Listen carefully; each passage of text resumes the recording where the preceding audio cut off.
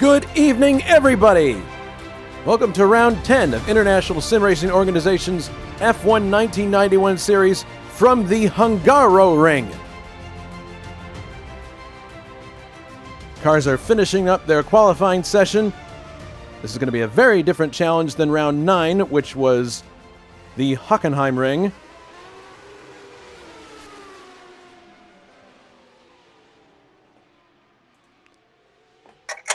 And I'm joined in the booth by Jonatan Acerclinth. Jonatan, how are you? Pretty good. Disregarding the weather that was outside a little while ago, it's a good day to be anywhere in the world. And I see that you are once again piloting the Kalani with the promise of beautiful women and probably nice hospitality tents. Is the car living up to those promises, though? It's very consistent to drive. It's obviously, since more of a privateer entry, not quite as quick as the works outfits, but Enzo has put together a pretty neat little car, and hopefully with a bit of consistency and maybe a little bit of luck, you never know. Top 10 around here, it's certainly possible, since it's a bit of a car breaker, this one. I think you have a future in Swedish politics, Jonatan. You never know. Well, as you brought up the track itself, why don't we take a look at it? And it is a very unusual one. We come from a circuit in Germany that was a high-speed circuit with chicanes, and now we come to a track that's incredibly slow by comparison. It's just one turn after another. So, how do you see this track, Jonatan? I see it as a very tricky circuit. I think the nearest we've been to this kind of trickiness is Mexico, especially the back end section of that, from like turn 7 down to the final corner, because you're carrying quite a bit of speed. I mean, it's 4th, 5th gear through many of these corners, and you really need to look after the tires, because if you overheat them, it's very, very difficult to get them back around this track, because there's pretty much nowhere where you can actually let the tires rest. Yeah, it's and there's definitely no place for the driver to rest either, now that I think about it. The only real place would be on that long straight, not even a long straight, where the start-finish line is. This track also has a lot of uphill and downhill changes in addition to left and right. So it's kind of an amphitheater setting, more or less. Yeah, I would agree with that. It's a very tricky challenge and a fun challenge, because there's so much happening and so much you need to think about and keep in mind when you're going around. Sounds like someone's putting their engine on a dyno out here. Not sure what's going on, but in any case, we've got a minute to go in the qualifying session. Let's have a look here and see what the chart says. At the moment, Pascal Mikkola is on top with a time of 1 minute 19.822. Second is Anders Nilsson in a minority with a time of 1 minute 19.950. And Gabriel Del Piccolo is third fastest right now, 1:20.215. Janik is fourth fastest, 1:20.238. And Dave Miller, it's Miller time, 1:20.825. So a lot of the usual suspects up top. One name I'm looking for on this list, and I do not see, is Richard Coxon. Maybe my eyes are just deceiving me. Is he here? No, he's not. That is a very interesting development if he's not going to be here, because, I suppose he could show up at the end and take up the... Well, we have 26 qualifiers, so... right there, it appears that Richard Coxon will not be starting this race. That's a huge, it's a huge development if that's the case. We'll keep an eye on this story for you, as a bunch of people are already deciding to leave the server to go get their race tires. But it appears that Mikkola will have the pole for this race.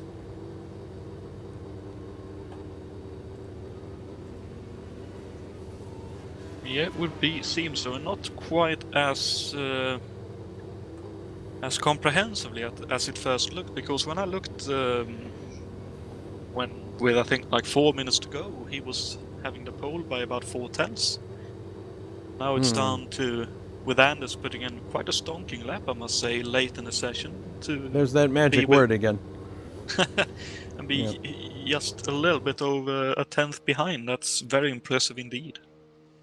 All right, well, while we have some time here, we're going into the warm-up session, which lasts 30 minutes or so. Let's go over the points situation as it stands right now. After 9 rounds in the championship, Pascal Mikola, he has won 2 races in a row, I believe, and that gives him a 46-point tally. Dave Miller is in second with 31 points. Richard Coxon is in third with 28. Gabriel Del Piccolo is fourth with 25, and then David Jakes is fifth with 23.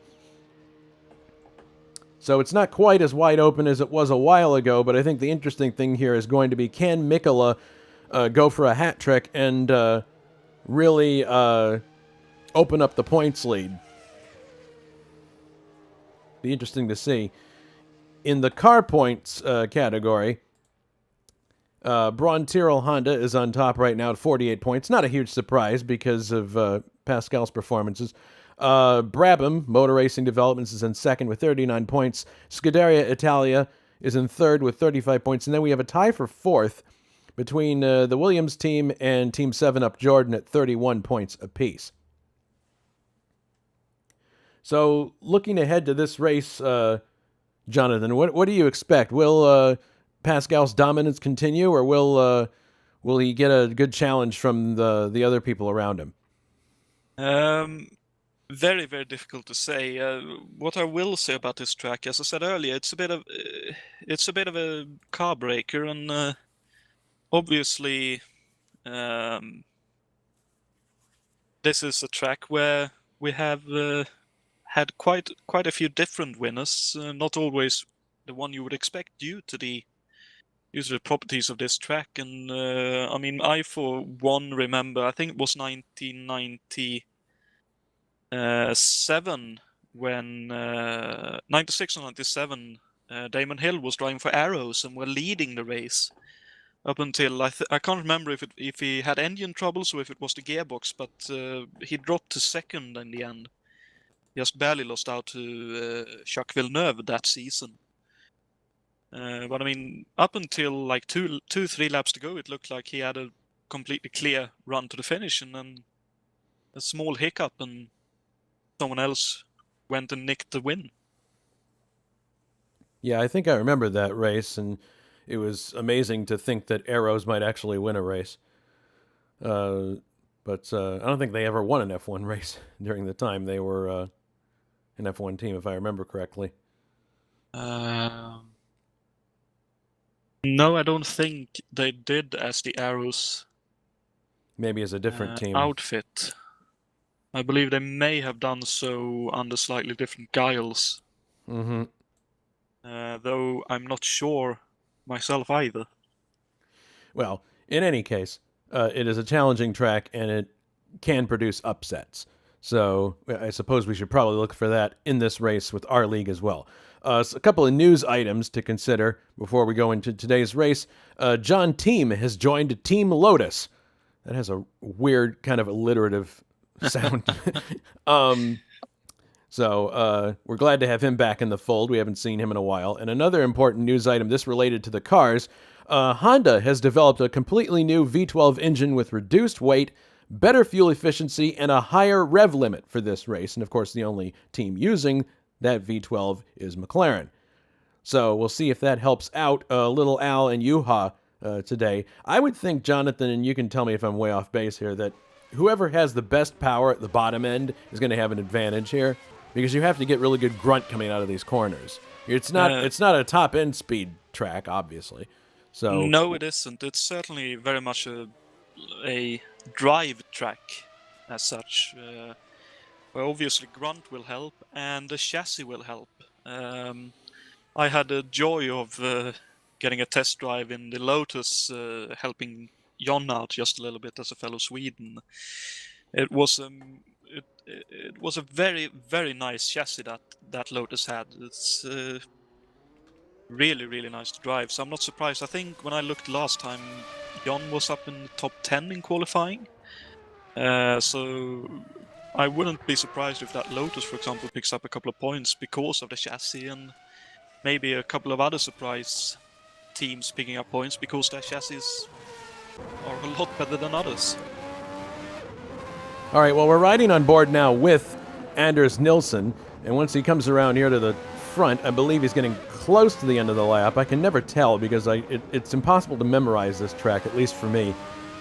Yeah, I think he's coming down to the end of the lap now. He's going to do a long 180-degree left-hander and then up a hill, and then he's going to turn right and we'll be on the main straight to start a lap. It must be really frustrating coming off of this corner because you want to get on the power as early as possible. Now he's heading down. Oh, good grief. Come on, Anders. We want to go for oh, he's going to practice a start, I guess. All right, well, we'll get to watch a practice start, too. So, because this is something actually that's been plaguing some people, in particular the Minardi team, getting cars off the line without cooking the engine. He's actually got the car in second gear at the moment. There he goes. All right.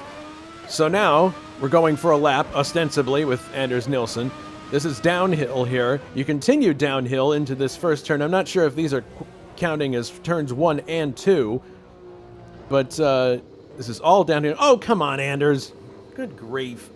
All right, I guess we got to look for somebody else then. Well, I'm about to go out to the pits, so if you want to... No, here's little Al coming onto the main straight now. Okay, so little Al in his McLaren crosses the start-finish line, heading down to turn number 1.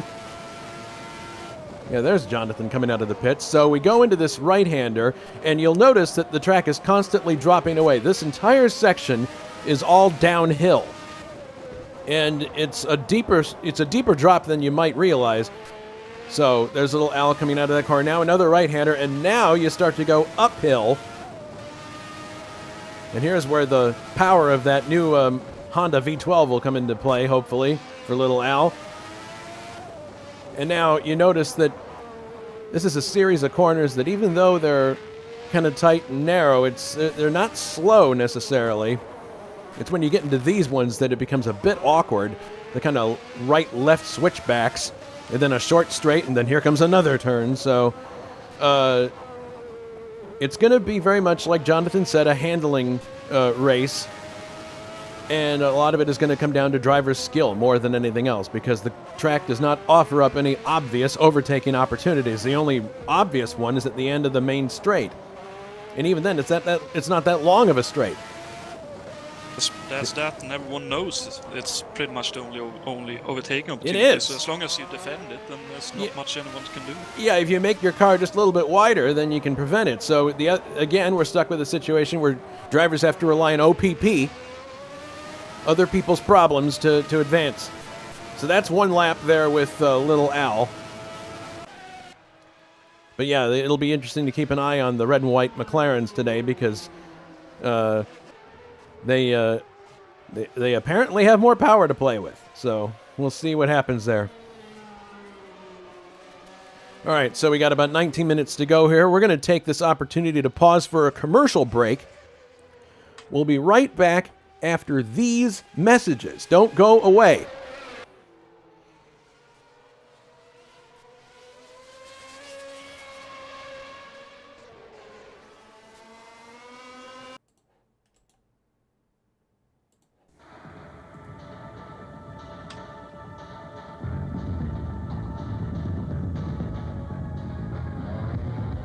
While all engineers earn their degrees in school, ours are also graduates of a higher institution, Formula One racing.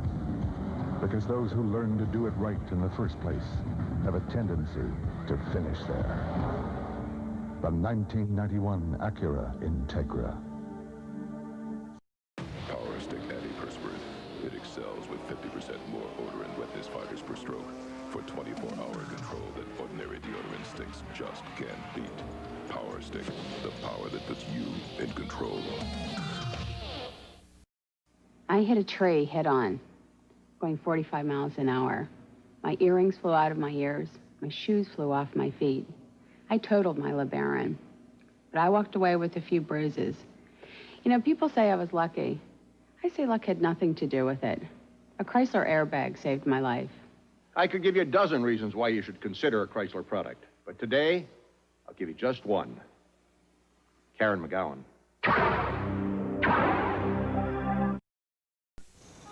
I'll be there in a half an hour. Let me think about it. The most important safety feature in any car is the driver. That's why we've given the Mazda 929S luxury sedan a patented rear suspension and the security of anti-lock brakes. For a driving experience so relaxing, it lets you make those split-second decisions every luxury car driver needs to make. I've thought about it. Let's order pizza. The Mazda 929S. It just feels right. Where can you go on Goodyear Wrangler radials?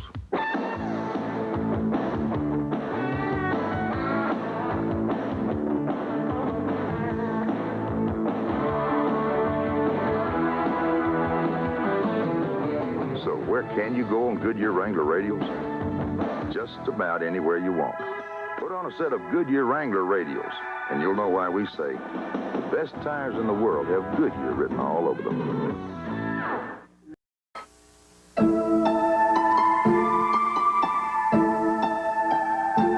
In 1989, the Honda Accord was the best-selling car in America.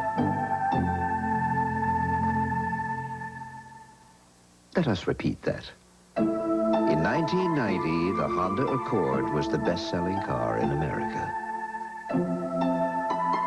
Thank you.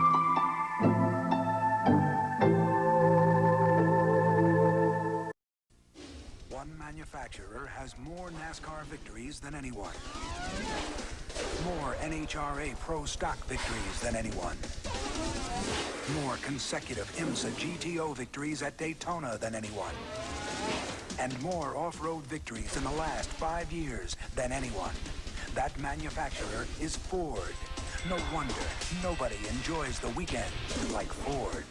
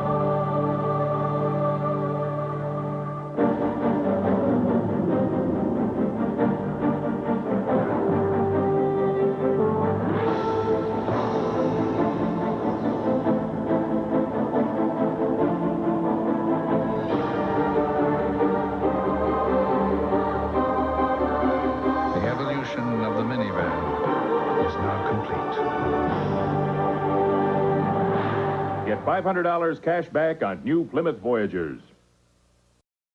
If I could afford a sports sedan, the road would belong to me. Bob, I'd have one of those multi-valve engines, independent suspension, and of course, a spoiler on the back. Yeah, if I could afford a sports sedan, life would be a cruise. Oh, it's you, Bob. Introducing the new Nissan Sentra SER, because rich guys shouldn't have all the fun. Watch carefully. What you are about to see is fast, very fast. When the Pennzoil Special is racing at 230 miles per hour at Indy, its engine needs all the protection it can get. And that's what it gets with Pennzoil. The same straight-off-the-shelf Pennzoil quality that goes in your car. On the road or on the racetrack, nothing performs like Pennzoil, because nothing protects like Pennzoil. Pennzoil, ever since America learned to drive.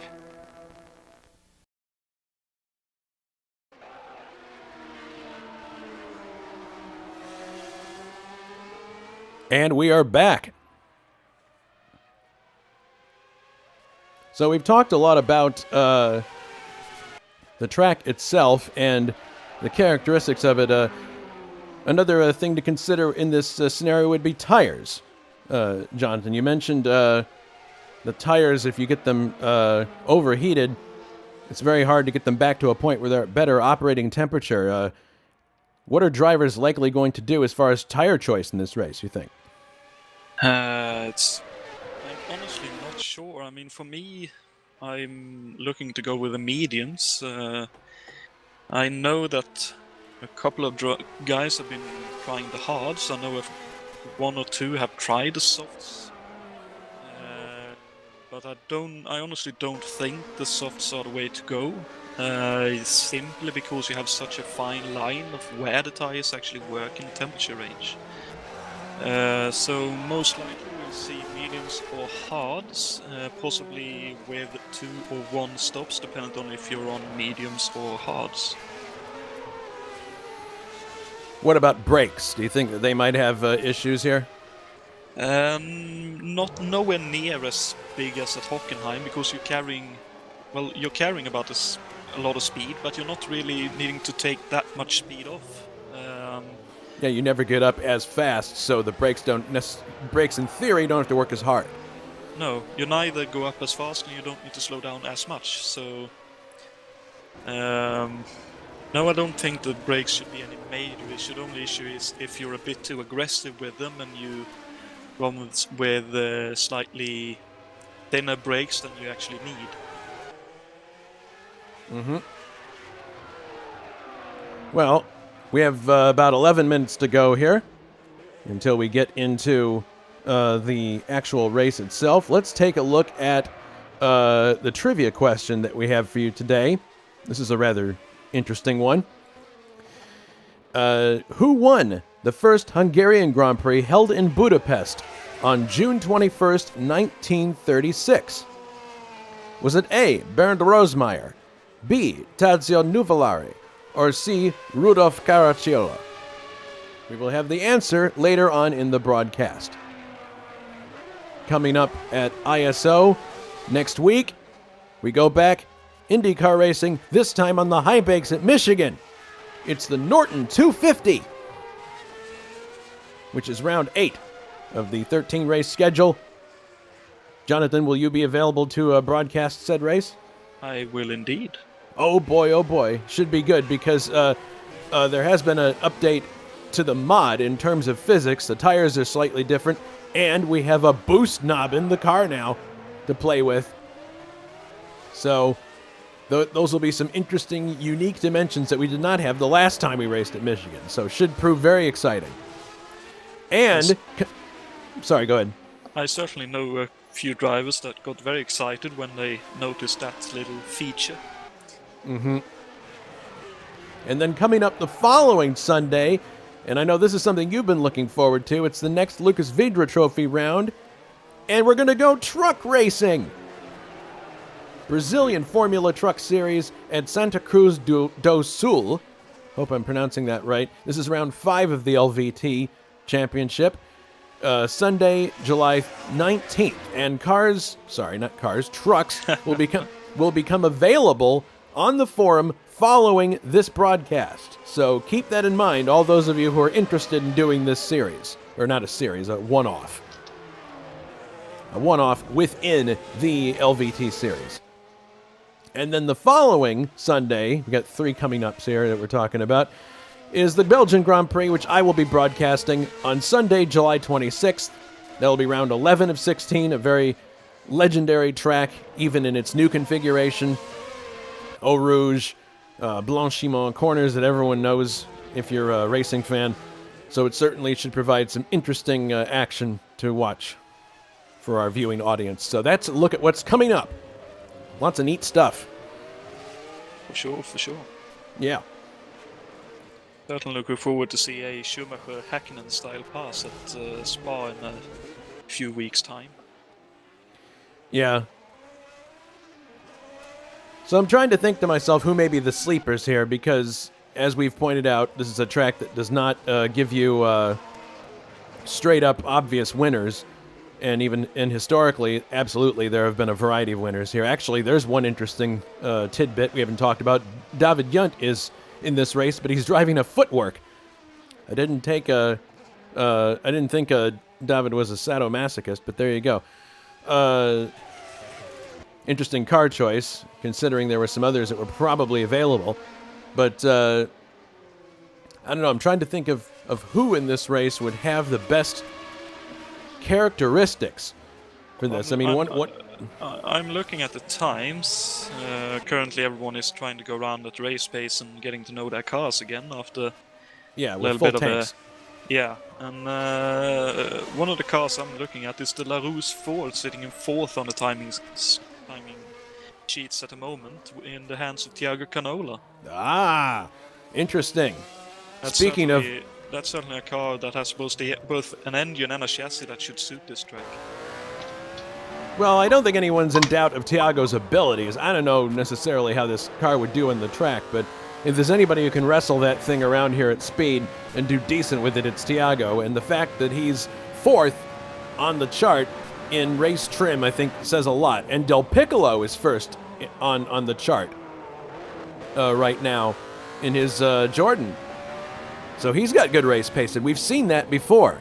He's put up the top time before in the warm-up in a previous race, I believe. So that says a great deal about what his pace will be.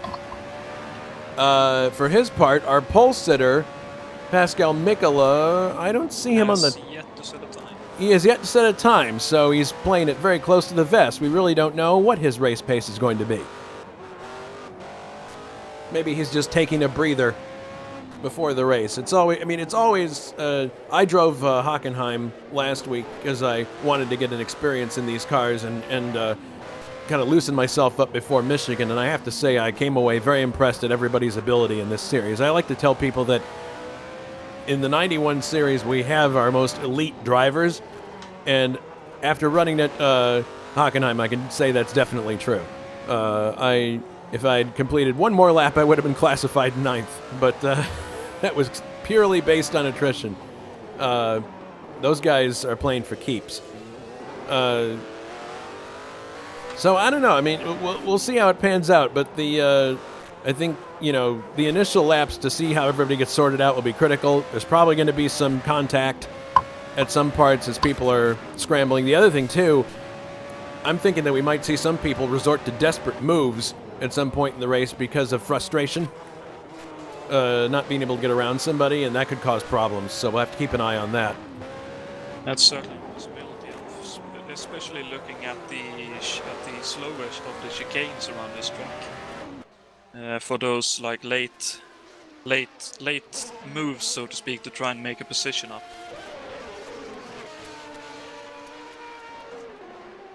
We'd like to welcome everybody on YouTube that's watching with us.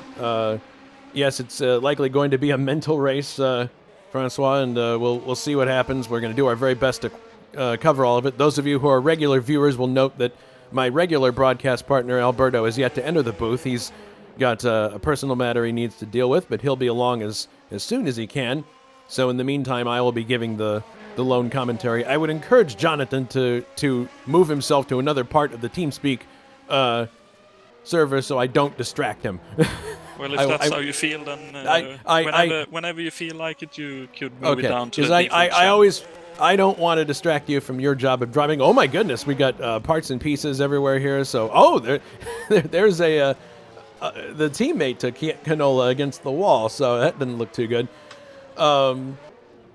Yeah, I'll do fine for the first few laps. I don't want to distract you from the driving, especially since it's just one corner after another here and you can't rest. So. Okay, then whenever you feel like it, move it down to default channel or wherever there's like the usual. Well, if I put you in default, if I put you in default, you'll be in with the riffraff. Is that where you want to be? Either works. I'm a bit riffraffing myself around this track, no, you're so not. May as well. All right.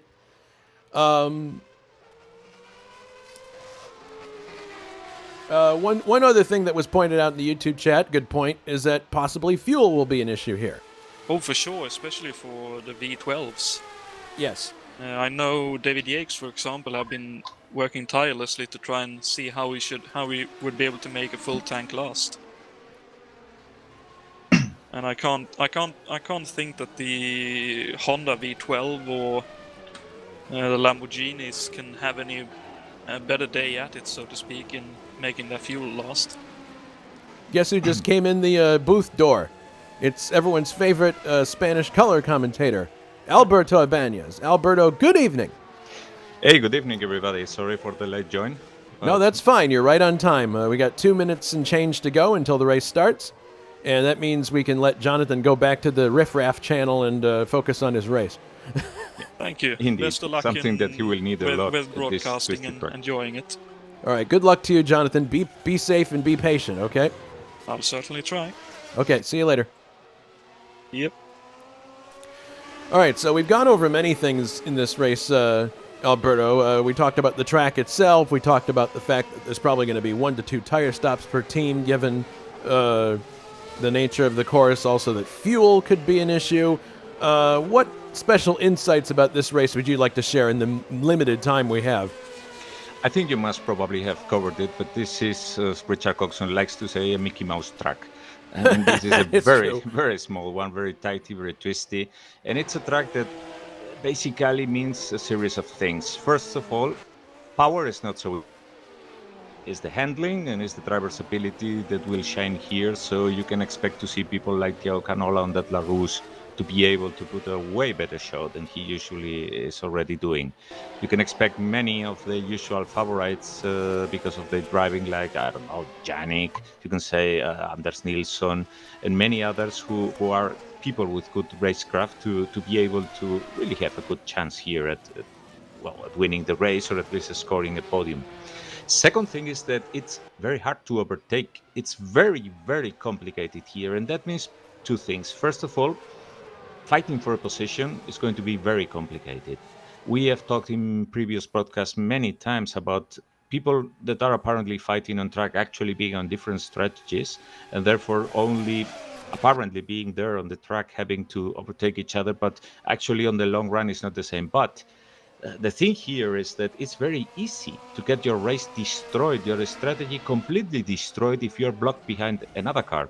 A car that maybe you would expect already to end behind it in the end of the race, but because of the way that you are managing your stints and that he is doing, it can very well happen that you need to be in front of it, even if you will be overtaken later in the race, but so that you can overtake a third party, another car, and therefore be able to make it way better to the end. So that's the second thing, overtaking. And then the others I think you've already covered is the fuel issue. I know that the V12s are here with something like 20 more liters on the start, and the tires that anytime can be abused. So those are my keys to the race, and perfectly timed with the warm-up that right now finished, and we're heading for the race session. We'll see if all the theory is actually right or not. Well, it's going to be a very interesting race. The key here is going to be for one driver in particular, Pascal Mikola. If he can have another win today, he's going to really solidify his lead in the championship. We'll see what happens. But as Jonathan expertly pointed out before you arrived, this is a race that historically throws up a lot of different results, and there's no one driver who dominates year to year. So we could be looking at an upset here. We'll see what happens.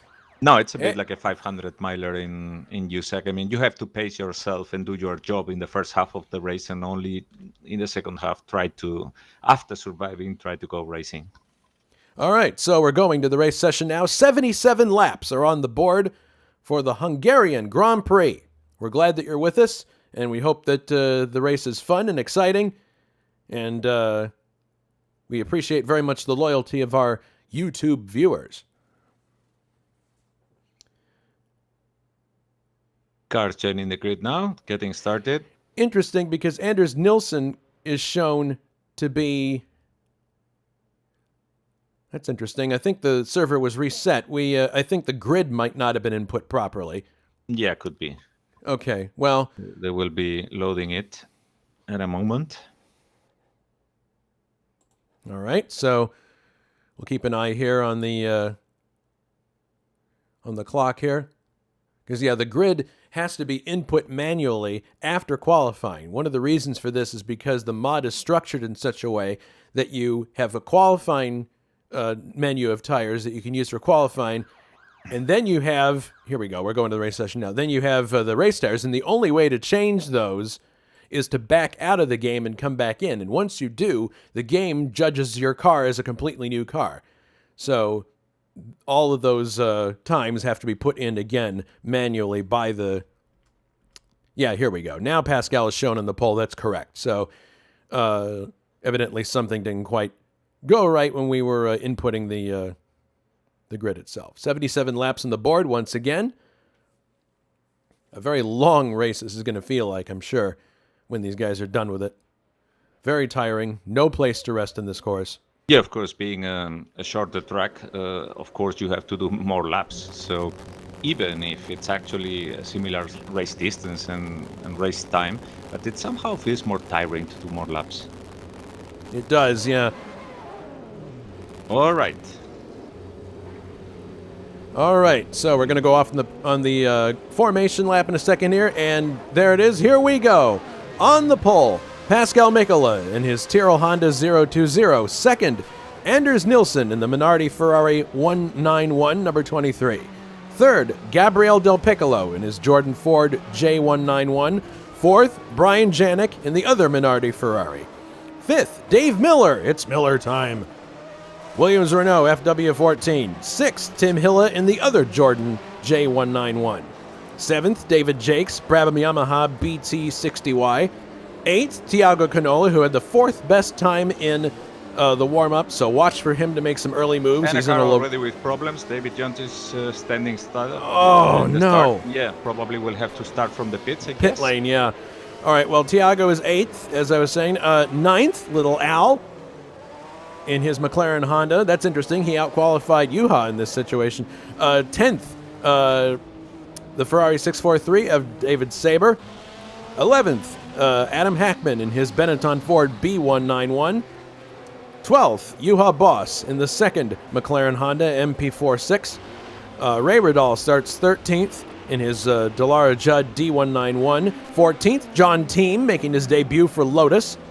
15th, Richard Wilkes in his Leighton House Ilmore. 16th, Victor Alcacer in the other Tyrrell Honda 020. 17th, Jules Bouchard in the other Leighton House. 18th, Vadim Tasiak in his LaRousse Ford LC91. 19th, K.O. McHeels, Ligier Lamborghini. 20th, Bruno Chacon, Williams Renault. 21st is David Yunt, and he's in the garage. He hasn't joined yet, so yeah, he probably is going to join from the pit lane. Jonathan Acerclinth in his Coloni Ford starts 22nd. 23rd is Christoph Lichtenstein, Ligier Lamborghini. 24th, Timo Vermeersch, although he says 23rd now. Maybe we've lost David Yunt. 24th, Porfirio Santos in the other Footwork Hart. And 25th, presumably last on the grid, Cesarius Lipinski in the other Ferrari. And you will note... And where is Pascal Mikola? Pascal Mikola's disappeared. What's going on? That's incredible. Where'd he go? Left the game? What the hell happened here? Oh my goodness. Well, Wait it's going to... moment. I'll be back in a moment. All right. Well, interesting here. Not sure what's going on, but apparently we've lost our pole sitter, Pascal Mikola. Yeah, there is a grid slot that is empty, so it's going to be up to the stewards as to whether they want to stop the race and regrid the cars and try to get Pascal back on the grid. It's up to the it's completely up to the the race organizers at this point. I am merely a commentator. But that vacant spot that you see there, it was supposed to be Pascal. And it appears that we're going to go for the start. And the race is underway. So apparently we are officially underway, and Anders Nilsson is in the lead, but here comes Gabriel Del Piccolo on the outside. Look at Brian Janik coming through also, and we've got another car. My goodness, another car has bit the dust in terms of engine performance that looked to be Tim Hilla. My goodness. Yeah, Tim Hilla is moving to the side in the grass. So... yeah, he's out. Well, there's Cesarius, so there's two cars in the gravel there. Cesario stopped on the track, but he's rejoining now. Bruno Chacon is out. Jonatan is out in the gravel, but trying to rejoin. David Yates is out also. My goodness. So here? An incredible turn of events here, and the upshot, it ends up being that Gabriel Del Piccolo is leading. Janik is in second, Miller third, Nilsson drops to fourth, David Saber all the way up to fifth place from 10th on the grid, Thiago Canola sixth, Ray Rudall seventh, Richard Wilkes is eighth, Alberto Aquino is in ninth, and Juha Boss is 10th. What in the world happened to Mikkola, though? So it seems in the case of David Jakes, I'm looking at the replay, he simply missed the turn. Nobody pushed him out or anything. Yeah, but what happened to our pole sitter? Disconnection. Oh I've my had goodness. quickly a brief chat with the other admins, and since he's not at TeamSpeak, he didn't post anything in the forum, or we don't know if his internet is simply out for the next 2 hours. Then we were not going to restart, unfortunately. My goodness, what an incredible yeah, we would blow. be doing a restart for someone that drops from the game but is around, but not if we have no idea what is going on. Well, here are the cars coming through the start-finish area, finishing lap one. That's a huge blow to Pascal Mikkola's chances of at least. Oh goodness, there's contact right there with one of the Ligiers. But goodness, if you're Gabriel Del Piccolo, you must be hardly believing your luck. He had a light. He's out in the grass now. He's pushing it. He wants to get a gap, but Anders is really. Well, it's Brian. Sorry, Brian. Yeah, it's Brian. Really coming quick from behind. Yeah, he had Gabriel had a lightning quick start. Came up on the outside, and then basically it was a situation where Brian Janik came up on the inside and just totally overhauled Nilsson. So it was a big shuffle as they got into turn one. And I should say, even if we don't follow it, David Jant is having a big fight there behind with Cesarius, because Cesarius obviously jumped last moment. Now he overtook. Jumped last moment into that car, which is absolutely unfamiliar. Probably had got even no setup. So David Jant is working his magic now and was able to overtake Cesarius with that footwork, which is something that, well, had they had enough practice, obviously would normally never have happened. 2 laps completed now. You're looking from Gabriel Del Piccolo's car back at Brian Janik. I'm sure Brian is relieved just to get off the grid and not have his car cooked. Out of the race too. Oh no! Oh yes, unfortunately. Oh, what happened to you, mate? Understeered and stuck in the gravel. That's it. Yeah, That's you too cannot bad. come out from these gravel traps easily. We've seen that. This is feature of the track I had not noticed yet, because I was not able to follow much of the practice this week. But they didn't seem to be quite dangerous. David Jax was also stuck there. Well, there are several people to watch very keenly here. 2 in particular that I'm interested in keeping an eye on are David Saber in 5th in the Ferrari and Thiago Canola, because Thiago was so good in the warm-up session. So Gabriel, who's already won 1 race in this series, driving the Jordan, is leading Brian Janik. And I was going to say before, Brian's probably relieved that he got off the line and didn't cook his engine, because he's had engine issues in the past.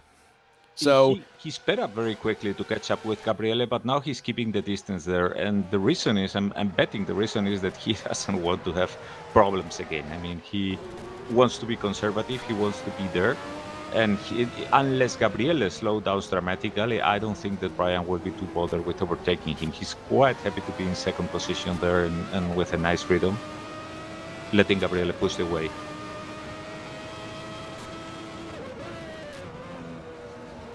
Oh, Gabriel runs off the track a little bit there, kicks up a bit of dust. He won't want to do that too much. Tire temperatures and tire wear are going to be at a premium today. Coming through this little switchback again, and if we look, Dave Miller, who's running in 3rd, is starting to come under attack a little Victor bit from... right now being passed. No, yes, no, no. That was quite close there by Jules Bouchard. Nice attempt to pass, but... And there's Timo Vermeersch now also there, trying to overtake Jules Bouchard after his dump. Oh, whoa, whoa, whoa, whoa, there. Banging wheels there. Yep, be careful, guys. Oh, goodness, yeah, there was been a lot of action with these blue Ligiers early on here. At least they won't be suffering a bothering race for now.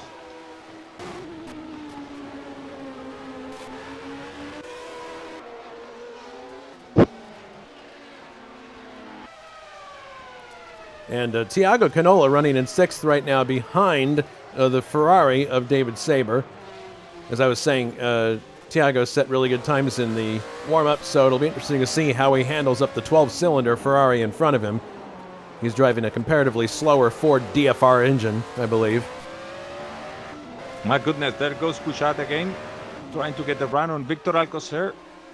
There on the main straight, he is able to do it. Good work there with Yep, KO gets Ligier.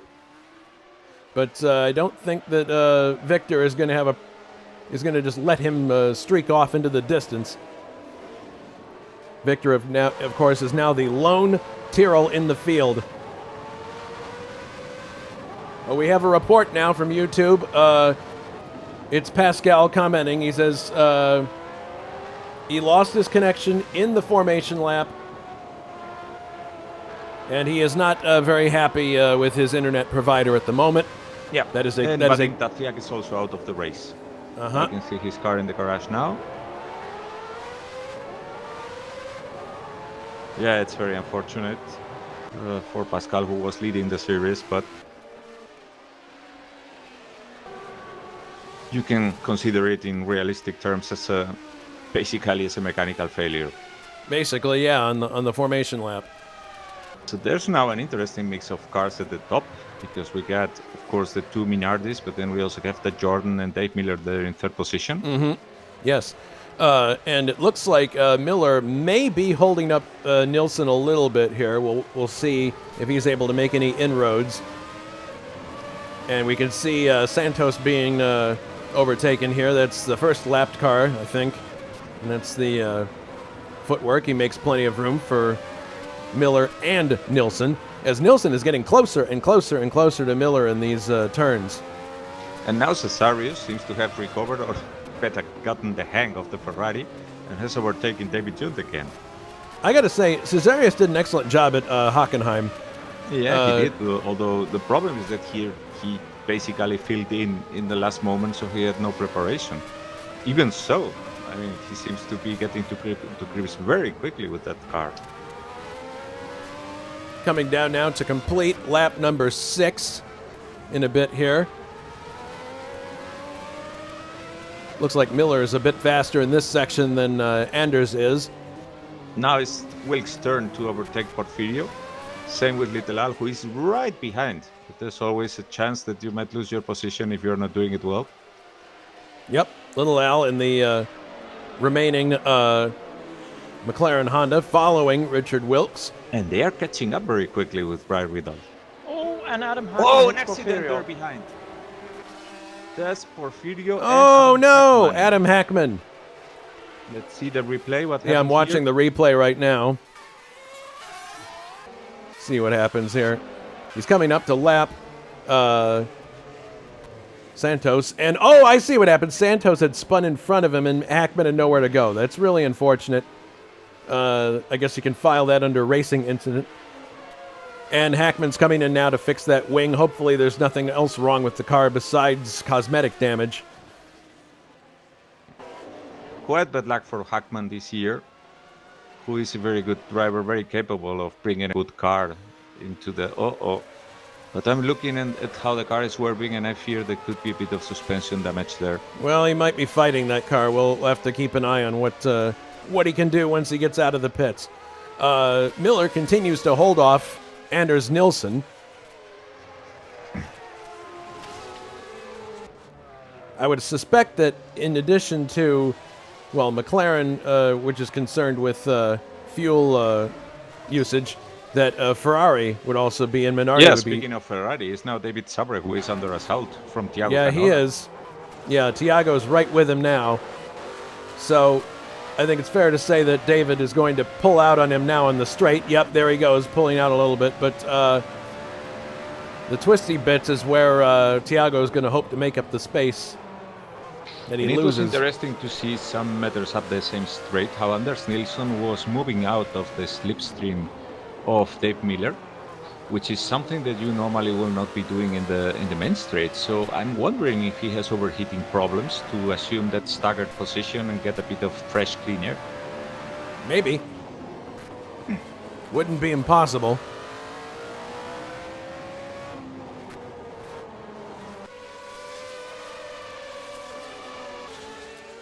And this shouldn't actually be a track that is too tolling for the engines, in that they are, accelerating and slowing down all the time, but it's not as if they are full throttle for long periods of time, as is the case in Silverstone or Hockenheim, for example, or Spa.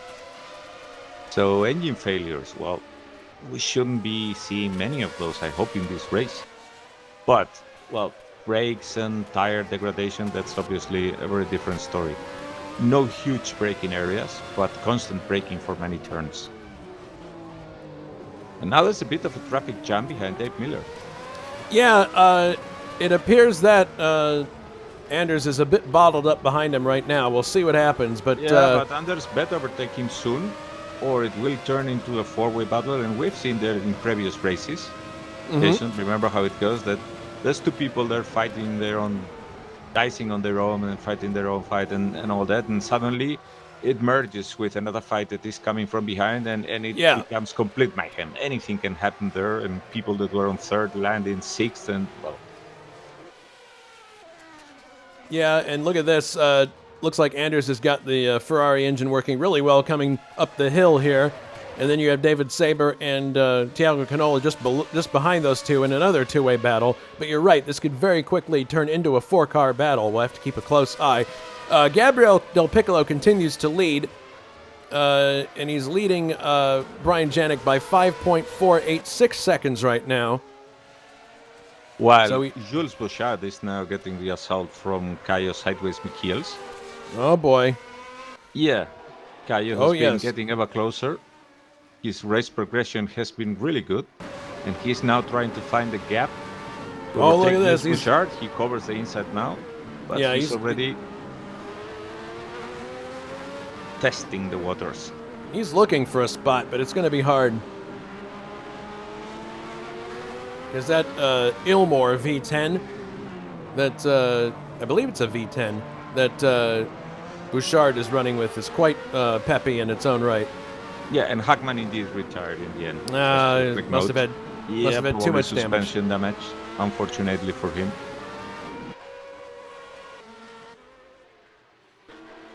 Little Al continuing to shadow Richard Wilkes. And oh goodness, look at this. Another bottleneck here behind Santos, and it looks like Saber's going for the inside. So is... Oh, they were very lucky to both get by there. Oh goodness, Saber clipped one of the not the barrier, the curb there, and kind of threw the car sideways a bit. But Canola definitely is looking for an opportunity to strike. Looks like Miller is doing a good job of maintaining his position. And I think that everybody's being very cautious here because I mean, this is a very narrow track. Yeah, people might not realize it, but if you are, it already looks narrow, but if you're in the cockpit, I can tell you it looks way narrower. You're going very quick here. That is a single line all around this track. And in modern times in Formula One, drivers basically hated coming here because there was no chance to overtake, and anything outside the line was so dirty that you immediately got without grip. So it's hard for this race to not be a processional, is what you're saying. Yeah.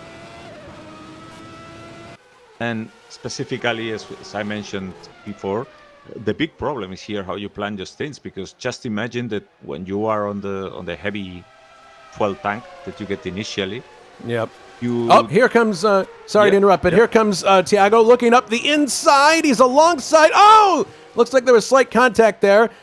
He might be able to get by now, but here he is on the outside. No, Saber's able to protect the inside line, but look at this. They're still side by side coming through the next series of turns. Oh, goodness, Saber.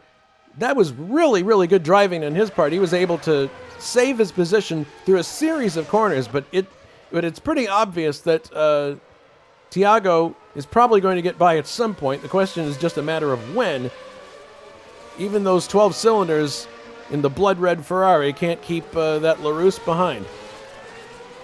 And there goes Michiels again.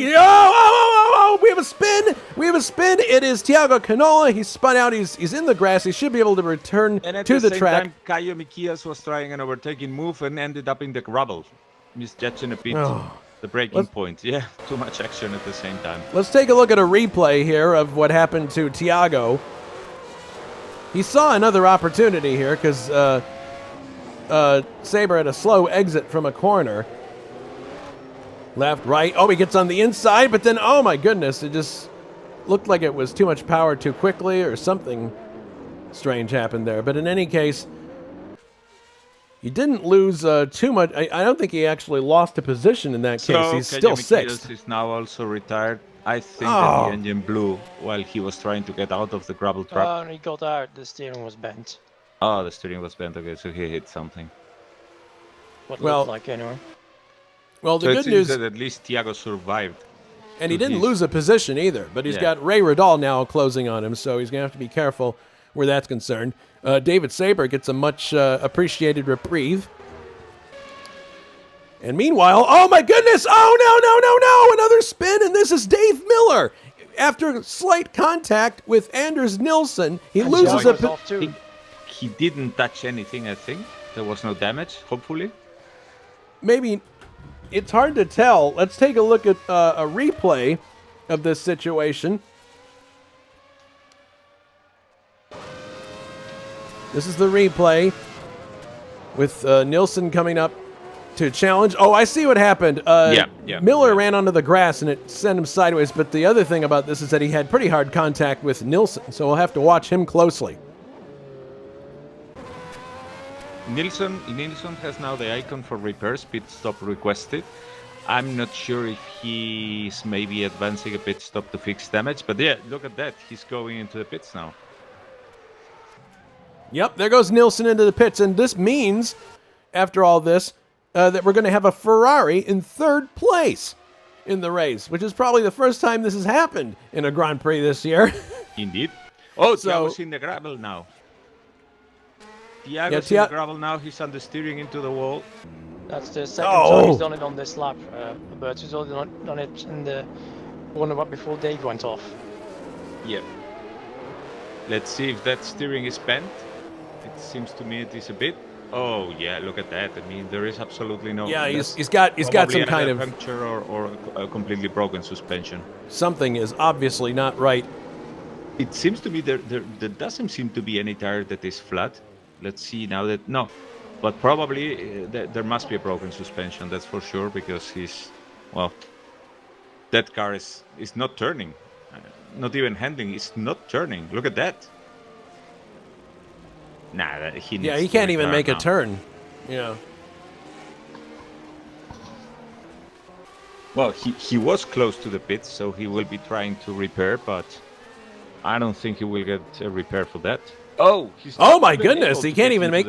Yeah, he can't even make the turn. He almost got involved with the leaders there. But interestingly here, Janik is only looks like he's only 0.8 of a second behind Gabriel. So Gabriel's slowed up a bit. Maybe he's starting to experience tire issues already. I don't know. So, well, now Tiago's making it. He needs to be very slow, slower than that even. And if it was a flat spot or if it was a punctured tire, then probably with just new tires, everything will be solved. But if it is suspension, then I don't think he will get that fixed. Oh, there's Porfirio now spinning in the front straight. No, sorry, in one of the straights. Something must have happened to David Saber because he's back to 5th now. And Miller is back up to 3rd, and he's just lost a position to Ray Radal, so he must have had some kind of off-course excursion. So just as we said that Ferrari's fortunes were getting better, although here he goes, he looks like he's trying to overtake Ray Radal. Two British gentlemen on red cars. Yeah, red Italian cars for both of them. But Going to be an interesting scrap between these two.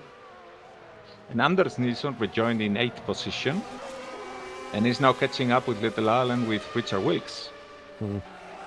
Catching up very quickly, so it seems that there is not much damage in his car. We'll see what happens when he gets there. Well, he probably put on a fresh set of tires as well. Yeah. So that's going to help him as well. Wonder how this will have affected his strategy. He's probably now going for 2 stops because the tires obviously that he got won't be able to hold for the end of the race. So that's the reason he's probably pushing it, because if he knows he will have to stop anyway a second time, he probably put a softer compound and is now trying to hammer it so as to get as much an advantage as possible before having to dive into the pits again. He's closing right up on Little Al now, so this should be an interesting battle between 2 V12-powered cars as Anders takes a look up the inside, but I think it's just to show Little Al that he's there. He's showing himself, so as to letting the car in front know that he's there. But obviously this is a fight for position, so he won't be expecting any help. No, absolutely not. It'll take some time probably to study the points where the McLaren is lower. And much chat is going on the YouTube channel. Apparently KO had tire issues, which caused his retirement, so tires already becoming a major plot point in this race. There goes Anders now, past the lap car, right behind Wilson, Little Al, and he's trying to use that point with less acceleration coming out of the... But you see it here. I mean, they're basically threading all around this single line that there is. Yeah, it's a single-line racetrack the whole way around, at least if you want to go quickly. And because the turns are so flowing, so quickly coming one after the other, you don't get, even if you are better at accelerating out of the corner, you don't get enough impulse to put your car side by side with the other. It could happen here, though. This is probably the clearest place to overtake. There goes Anders Nilsson. Good traction coming out of the corner, but... Oh, here he comes! Late braking into the corner. The interesting part, though, is that you have he clears him completely. So very good textbook pass from Anders Nilsson there. Well, he wasn't past half the car at the moment of turn entry. He was lucky that Little Al saw him coming and simply decided not to close the door. But let's see how he does now with Richard Wilkes, who is someone that is certainly not going to allow himself to be pushed to a side. No, Wilkes is not going to be easily intimidated, that's for sure. Yeah, although he's no idiot either, so he's a very clever driver and he will know when to concede. So we'll see what happens now. Probably we'll be happy with just delaying Anders all over the twisty section, knowing that Anders is on a very different strategy. And that's it. Oh, look at this. Oh, shoot. There was a bit of momentum there that Anders had, but he didn't quite know what to do with it in that instance. The danger for Wilkes now is that while defending and looking at his mirrors, Little Al gets close enough to get past him with Anders. True. Not to mention John Tim, who is, I think, well, no, he's actually he's behind, but... Well, that's an interesting situation, though, because Team Lotus doesn't normally do well in this series, and here he is 9th right now. Look at this. Wilkes takes a defensive line, and here it comes... Christoph Liechtenstein also in the barrier. An accident there with the gear. A spin, probably. Well, Anders just went around the outside of Wilkes into turn 1, a beautiful maneuver. So clearly his car is in good working order, and he's using the fresh rubber he has now to regain positions. He's back in the points now in 6th place. So the other fight that is taking place now is between David Saber and Ray Didal. David hasn't been able to pass Ray yet, but he's absolutely on his rear wing. Yeah, and Saber was running 3rd earlier. He had some kind of an incident. We didn't see it, but he's going to be very anxious to get by. One other thing I was going to mention during warm-up and during the parade lap, but we got distracted by other people. I'm having issues. Richard Coxon is not here. Can you enlighten us as to why, Alberto? No, unfortunately not. He said he could not make it to the race, but I have no idea what's going on. I know that it's not technical issues because his new computer is working well, but probably he had commitments. Okay. Well, that's going to hurt his chances in the championship as well. But it looked like Saber had an excellent opportunity there to get alongside Ridal. It didn't quite pan out, and now he's lost some time as a result. So that's the other thing that we'll probably see a lot is when people take a stab and it doesn't work, you end up losing a lot of time. Because, as you've said before, this is a one-groove racetrack. And once you get offline into the marbles, it's not good.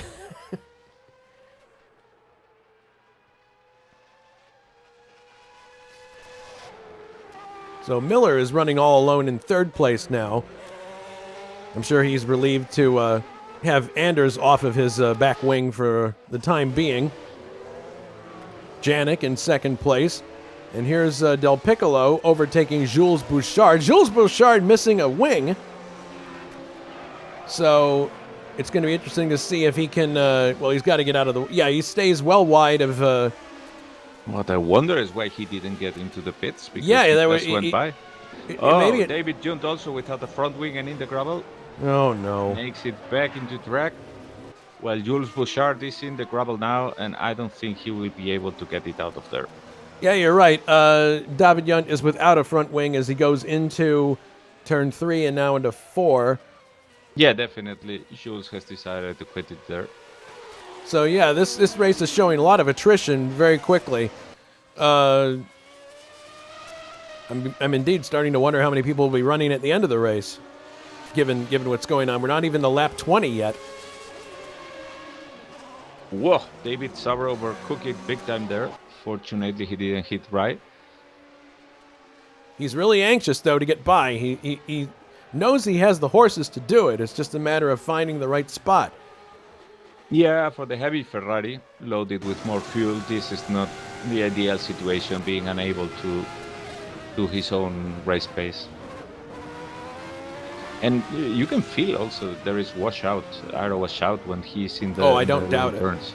Because as you see, if you look at the front of a race car, it's quite stable over the corner, whereas in the case of David, it's continually moving left, right. That's when the car has less grip in the front. He's forcing it, wishing it with the tires into the race, into the corner, sorry. Yeah, look at that. I mean, you see how much the front is moving in that Ferrari. The only stops we've had so far have been from people fixing damage. So it'll be interesting to see when the first tire stops will occur. Conventional wisdom would think that they'd be at the midpoint or so. But on the other hand, when you have less fuel in the car, in the second stint, the tires in theory could last longer. So maybe some people will stop a bit earlier. Oh, Little Ali's out with an accident. What happened there? Oh my There goodness. he is.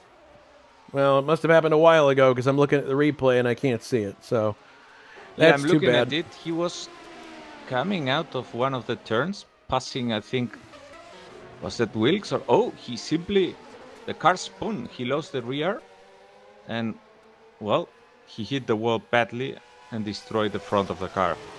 All right, looks like we might have a chance. No, it's one of the interesting things here that's happening is with Saber being bottled up behind Ridal as he takes a look up the inside. No, there's not room there. But you notice that Nilsson is closing on this group now, so it's about to become a 3-car battle. Yep, that's what happens when you're not able to do your homework. You suddenly find yourself being the prey instead of the hunter. Yeah, so now we got 2 Ferrari V12s screaming behind Ray Ridal. Ray's car obviously is handling a lot better than David Saber's car.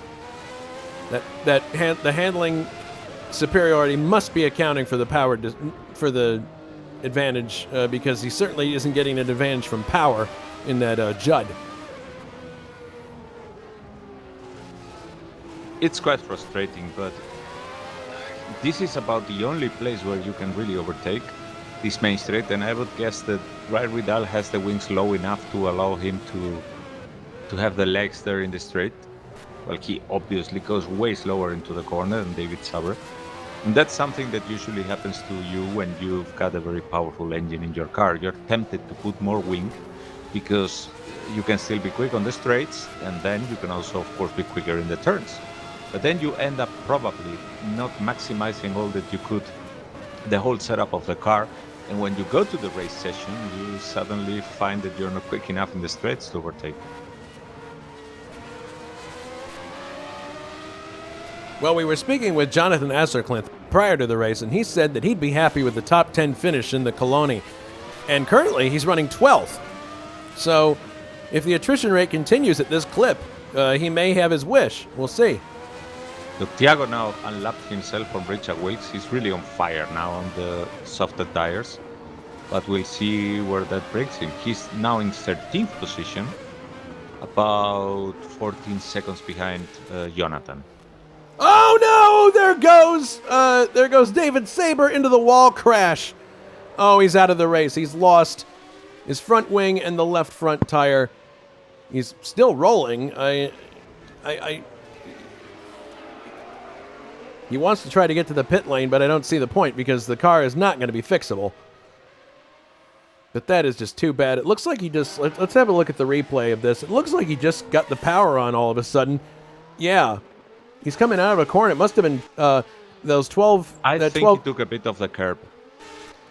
He has been doing that, and the car didn't respond well to it. He took the curb. The curb basically upset his car. And then he comes into the track, and yeah, it looks as if he's going to have to retire. The team cannot fix that suspension. So another unfortunate race for Ferrari. Well, Ślepinski is 9th, so it's going to be, as David backs up, he's trying to find his pit spot here, but I think it's academic at this point. Meanwhile, John Team is up into 7th place in his Lotus. This is an interesting development. John Team rejoined racing with us in USAC in a previous... Or wait, I know he rejoined, but what series was he in? No. He came here for Formula One. He did a one-off. Oh, that's right. That's car. right. Yes, in the previous race. Well, Gotcha. John Team's quality as a driver is out of question. So the Lotus is a nice handling car. And this is a track where you could expect, as we said at the beginning, the good drivers to be able to make up for the power deficit. Yep. So it'll be interesting to watch him as the race progresses. So the interesting thing on top right now is that Gabriele continues leading, but this is probably one of the closest leads that we have seen in the last races where someone was able to open a bigger gap. And in this case, he has Brian Janik only 3.6 seconds behind him. Then there is a way bigger gap. Dave Miller is 13 seconds behind, and Ray Vidal 39, with Anders Nilsson obviously right behind him. Yeah, but he's right with him now. Between first and second, there's only 3 seconds. Well, right now it's 4 seconds. Yes, it went up to 4. And no, Gabriele, I was thinking if he was going into the pits, but he was not doing it. It's about... We could be seeing, for those that are doing 2 stops, how they go in at lap 25-ish, more or less, and those that go for 1 stop will be doing it in lap 35. Although, as we have seen, Anders Nilsson has done a forced pit stop before, so he could be basically dividing from lap 11, I think that was, he could be dividing his race of the remaining 60-something laps and going in at lap like 40 or something like that, 40-something. Anders is getting really frustrated behind Ray Vidal here. He's looking for any kind of daylight, and he's... Yeah, he's experiencing the joys that David Saber has been enduring all the previous laps. Because Ray is a very... Here he goes. He's going to make an attempt. No, not going to make it. It's the same situation as with Little Al before. But this time Ray was already heading into the corner. Ray knows very well how to make a car wide. I remember when we were racing in another league and he was driving a Copper Sucker, which was a car that visually was very wide, and he made it even wider. It was so hard to overtake him. Looking at Gabriel now, he's getting ready to start lap 24. Does not go to the pits this time. So I would think if he's going to be on a two-stop strategy, he might... and he did do a two-stop strategy before in the race that he won, didn't he? I think so. Yeah, But and it turned out to be... And, well, it's certainly, this is a different track. I think because the Jordan is a car that generally is light on the tires, maybe he would be gunning for a one-stop strategy. Yeah, but we'll perhaps. see, we'll see. When we get to about lap 30, we will be able to be sure of that. And for his part, Brian Janik is not dropping back very far. He's still within shouting distance of our leader, Gabriel Del Piccolo. He's got a 4.6 second gap as Del Piccolo puts a lap on John Team. So the current running order, Gabriel Del Piccolo, 24 laps completed. He's now on lap 25. Second is Brian Janik. Third, Dave Miller. Fourth is Ray Rodolph. Fifth, Anders Nilsson. Sixth, Richard Wilkes. Seventh, John Team. Eighth... And Cesarius has retired. My goodness, Shlapinski is out of the race. What happened there? No idea. Well, looking at the replay now... It could be I don't know if it's a connection. That looks like that's a disconnection. Yeah, it's a disconnection. There was no actual... So Ferrari's woes in the 1991 season continue. The Tifosi will not be happy. But then again, when are they? Yeah.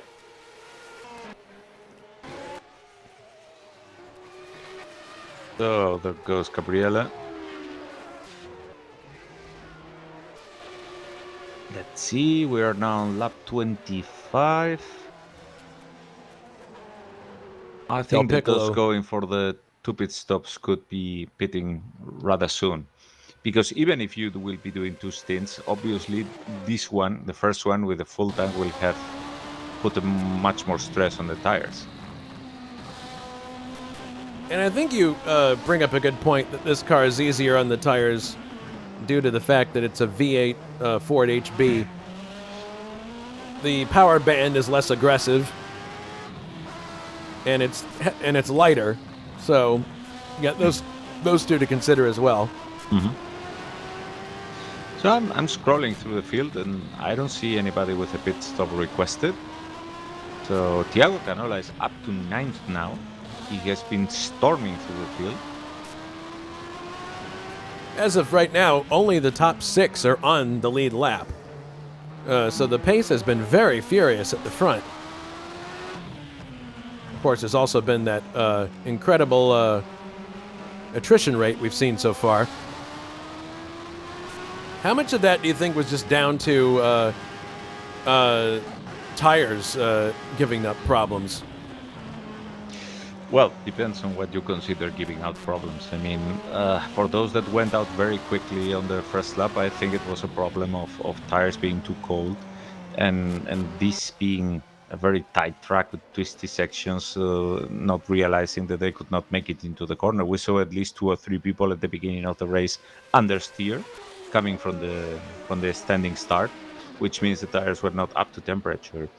Then if we are talking here who has found himself in a situation where the tires that he chose were not correct and is not able to drive well in traffic, well, that's hard to tell. That's hard to tell. I'm tempted to go for the trivia question, since things have calmed down a little bit.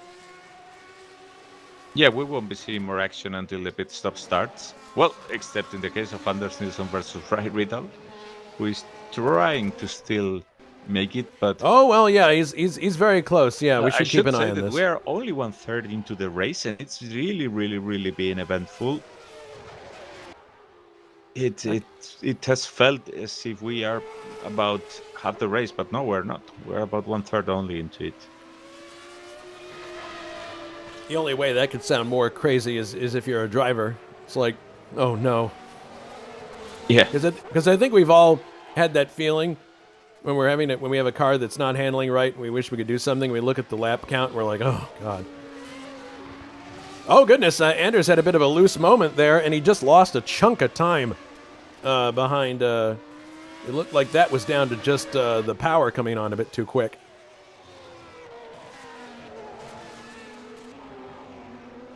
But Brian he is Danik staying is right. now Oh, look at 6 this! He's going to make another. He's going to make it a. It's a foreshortened shot. Never mind.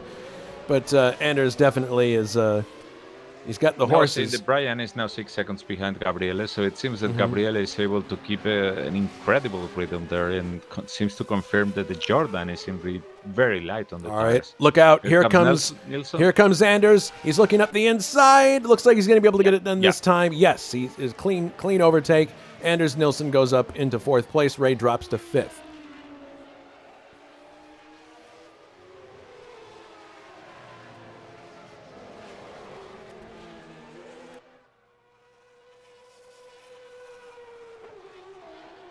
And Richard Wilkes is cruising in 6th position. With his usual clever driving, he's there able to bring the Leighton House to the points. Mm-hmm. Let's see if he can make it stick later. Yes, the House of Leighton doing well so far today.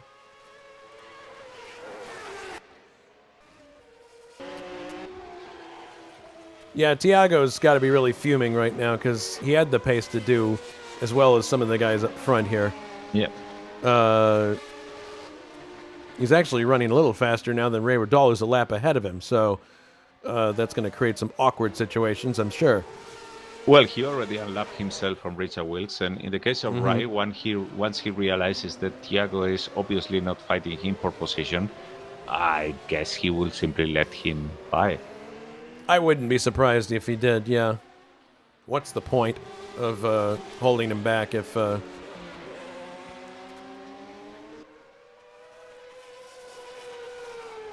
Yep, Tiago tucks behind him. He's going to try to make the shot here, and if Ray is smart, he'll just let him go. Yep.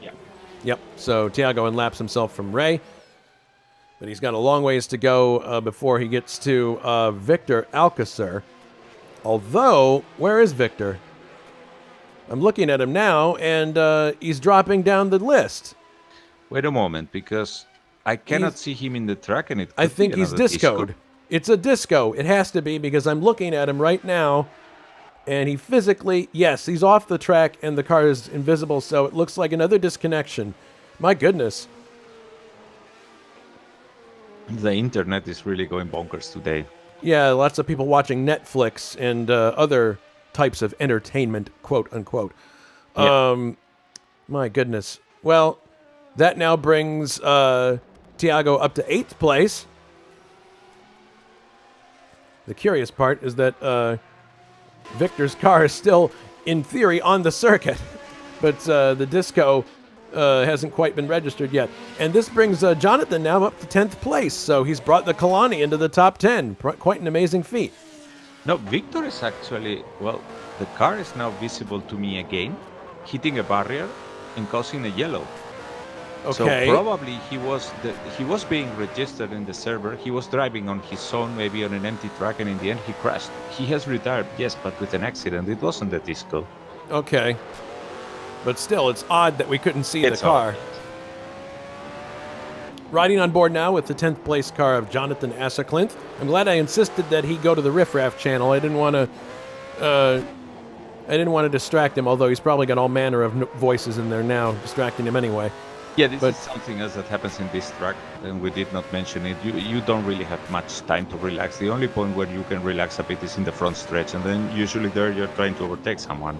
But in the rest is continuous tension, because you're constantly looking for turn entry points, accelerating, pay attention to this, to that. That's very tiresome. Well, if Jonatan keeps the car going, who knows? He might end up in a points-paying position. Possible. Depends on what happens in front of him. So the gap from him to John Team right now, he's about 29 seconds. Well, hang on a second. No, the gap, we're looking at John Team just ahead of him, I think. No, that's Timo, I'm sorry. The gap between Jonatan and...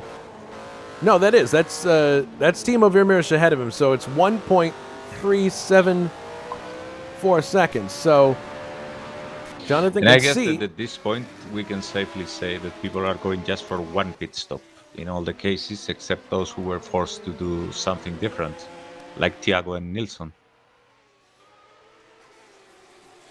Because Gabriele hasn't stopped yet, it's lap number 30, so he could maybe stretch it up to 38 or something like that. Yeah, Look he at this. refuses the pit again. Look at this. Jonathan is definitely closing on Timo here. So we could have a battle for 9th place here very quickly. It's not often we get to see Jonathan in these F1 broadcasts, so I'm going to give him some good TV time here. Oh, God, he's closing hand over fist. I'm starting to wonder if Timo's got a problem. Maybe tires. Oh, look at that. He's looking up the inside. Careful, guys.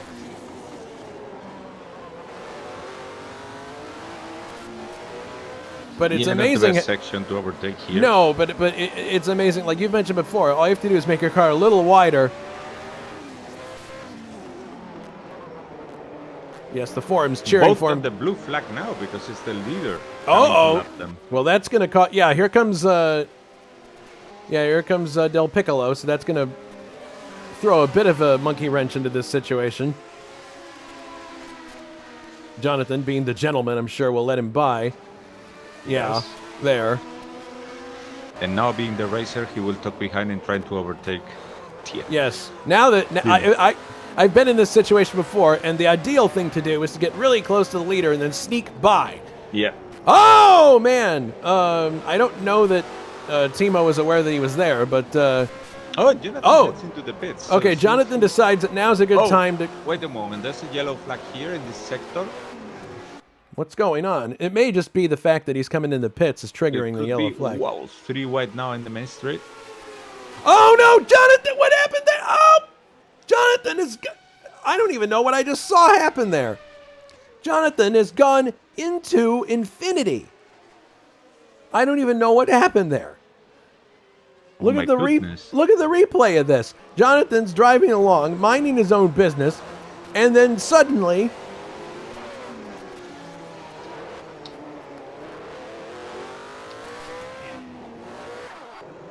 he drives into the cement. Apparently, the Hungaroring staff put down fresh cement, and they didn't tell anybody.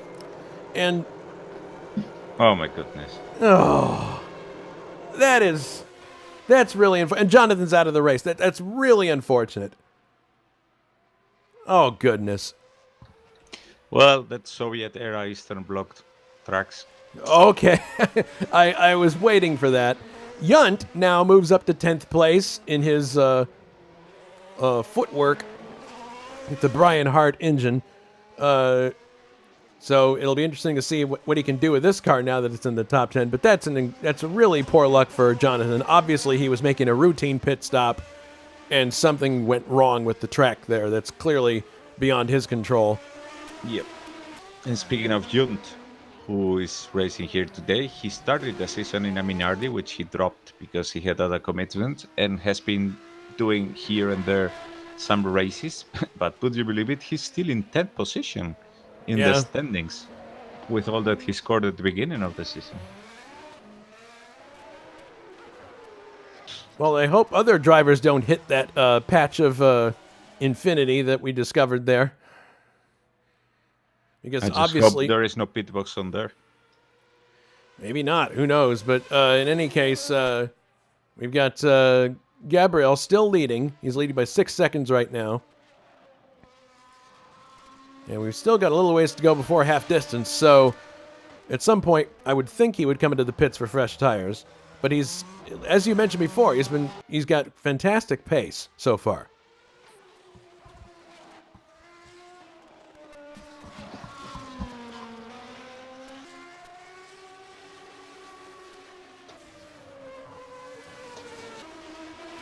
Miller basically running on his own. So is Anders. So is Ray Riddall. And Richard Wilkes.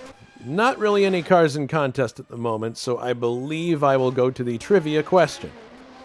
You ready? This is a tricky one. All right. Everybody get ready on the YouTube chat. The trivia question for tonight is, who won the first Hungarian Grand Prix held in Budapest on June 21st, 1936?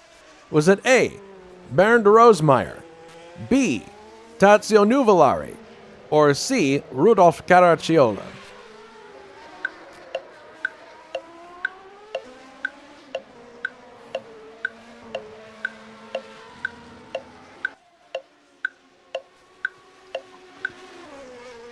Time's up. What do you think, Alberto? I just say Caracciola since he won so many races. No, sorry. The answer was Nuvolari. Well. So a few people got that one right. KO got it right. So did Barry Lynn actually got it right. Cool.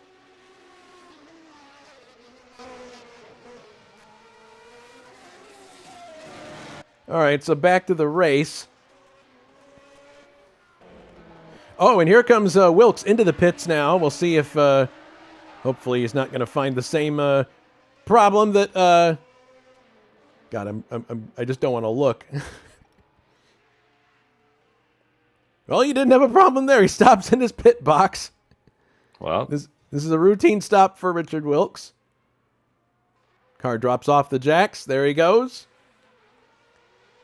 Quick pit stop. And yet, it looks Gabriele, the leader, has not pit yet. I don't think he will be making it to the end of the race. Well, Wilkes looks like he made that stop with without losing a position. So, good job on him. I don't think we've seen anybody else come in. Although here comes no, Miller's not going to go for the pits. There's Nilsson, and he continues on too. So I guess people are trying to get as much mileage out of these tires as possible. Well, if you're not into a fight and the car is responding, then probably the tempting thing is to stay on track. Because, you know, when you go to the pits, first of all, you don't know what the other guy is doing. So you basically there knowing that the moment you dive into the pits, you're going to lose a position normally. Well, depends. For example, in the case of the leader, he is going to lose the position.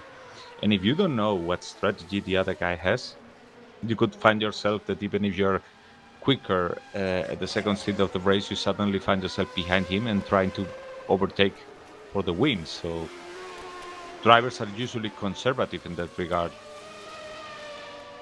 So here goes Del Piccolo, past the pit entrance again.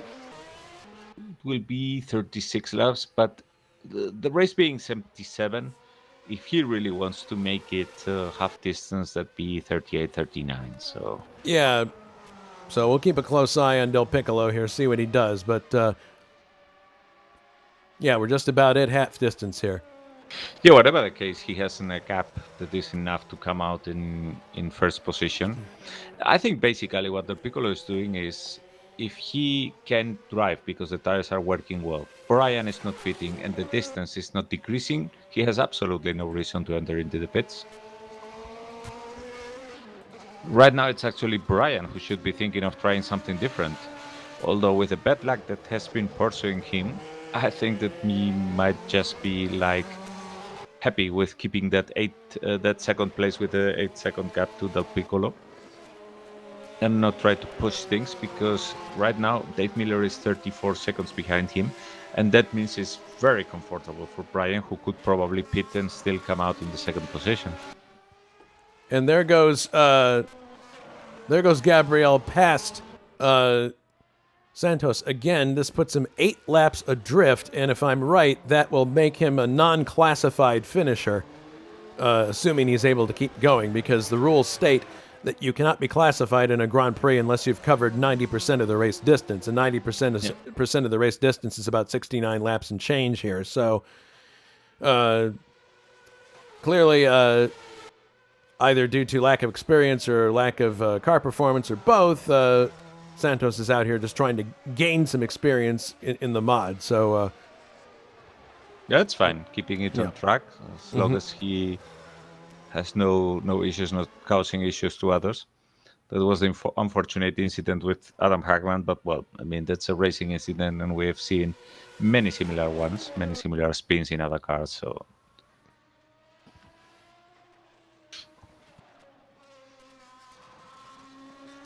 Janik has been tantalizingly close to victory before. He has to be thinking in the back of his head, all he needs is for some calamity to befall Del Piccolo. He's dropping all the time because he's now 12 seconds behind, and I can see how he's starting to fight a bit the front of the car in the long turns. It doesn't grip. He has got understeer, and the car's not willing to really enter the corners, probably as a result of having pursued Gabriele too much, too hot at the beginning of the race. But yeah, he's clearly understeering slightly. He's taking it easier in the corners. Okay, here comes Gabriel Del Piccolo into the pits now for presumably his one and only pit stop. So this is a critical point in the race here.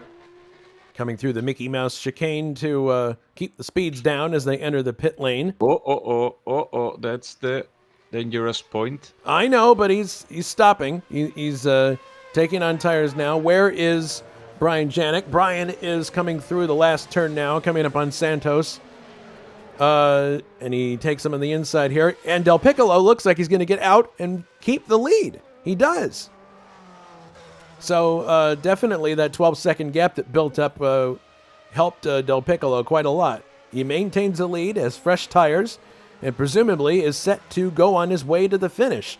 So the question now becomes, what is Brian Janik going to do? Something must have happened to Brian Janik because he was 12 seconds adrift, and now he's after 13 the seconds. pit stop. He's wait a moment. Yeah, he's actually 10 seconds behind, so he Yes. probably had an out-track excursion. He had to have. He had to have had an off-course excursion somewhere because that doesn't add up. No, it doesn't. Let me check that because... Yeah. The last lap was 1:45. I mean, nearly 14 seconds. So he's probably on the last of his tires. And he basically had some kind of incident, which is a shame because he was not that far from Gabriele. But we'll see, and it wouldn't surprise me much to see him coming into the pits in the next time, because I'm looking at the partial times, at the split times, and well, he's actually not that much slower, but I think it was no, he's not. Oh, he's staying out. Because the interesting part is he's kind of lost the opportunity to catch Gabriel, but Miller is only 8 seconds behind him. Yeah, that's his problem now. I mean, and Miller's coming in. Miller coming into the pits for tires. No, Brian should have pit this time. Yeah, he's probably going to wish he had done that. Put the same tires, because now with a lighter fuel load, it would have been obviously much better for the tires. I mean, he would not have the wear that he has now. But I mean, look at his car swerving there in the turns. He should definitely have come and... Well, this makes it a bit more interesting for us, because Miller will now have a shot at that third position again, because he's close enough and he's now on the new tires. Well, Anders just got ahead of him too, so Anders is going to have to pit at some point. So but Anders also has to pit. Mm-hmm. And in this case, Brian Janik is not really going any quicker. Well, actually, let me take that back, because Anders did pit a bit earlier than everybody else, because he had damage. But he would probably have to do another pit stop, or if he put very hard tires, he will not be competitive. Yeah, so something's going to happen there regardless. So Miller now putting heat into his Goodyears. Oh, goodness! There you go. Cold tires, pushing too hard too early. He straight lines one of the chicanes. He's going to have to be careful. No, but Brian sped up, actually. That's odd, because without changing the tires, he suddenly went to a 127. Nilsson. So I have no idea what had been going on with his tires. No, he's going very quick now. Nilsson is really now going to the pits. Nilsson is making his second stop. First one obviously was related to the contact he had with Miller. This one is going to be the proper tire stop he wanted to do. Yeah, Miller is now in the last turn, so he will be overtaking Nilsson there in the... Yep. Well, it will be tight. Now he has a quality driver as Nilsson right behind him with fresh tires. Right now he overtakes him, and Yep. Nilsson is coming There goes out, Nilsson. so it's going to be a small difference.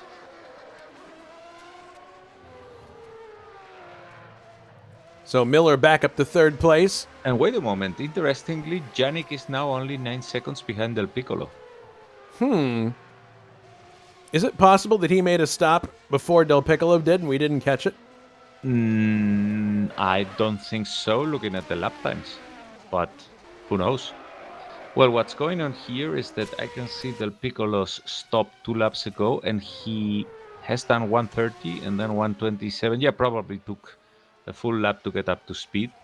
Whereas Brian basically hammered it and did 2 very quick laps, 3 very consecutive quick laps, so he reduced the gap there. So things are now, so to speak, back to normal. Dave Miller is now, after his pit stop, 26 seconds behind Brian Yannick, although Brian has not stopped yet. And the big problem for Dave Miller is having Anders Nilsson 4 seconds behind him, both on relatively fresh tire, only 1 lap difference. So for Dave, who has now a podium in his hands, this could be a really hairy second half of the race, because remember, there is a lot of the race still to go.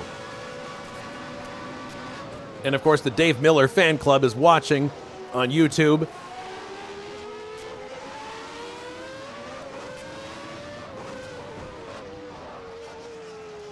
As Miller has just put a lap on David Yunt. So we're going to be looking for a black and yellow speck appearing behind Miller at some point here. There it is. You can just see it. So yeah, I think it's going to be interesting. Nilsson will probably mount a very big charge late here. So Ray Vidal also stopped in the same lap as Del Piccolo, I believe. That was 4 laps ago. Wilkes had stopped a bit earlier, as we have seen, and Wilkes is now 14 seconds behind him. Not that he had been doing 2 quick laps, but he's still gaining a bit on Ray. It depends on the lap. So we'll see how this pans out towards the end of the race. But Brian Yannick is now again under 10 seconds behind Del Piccolo.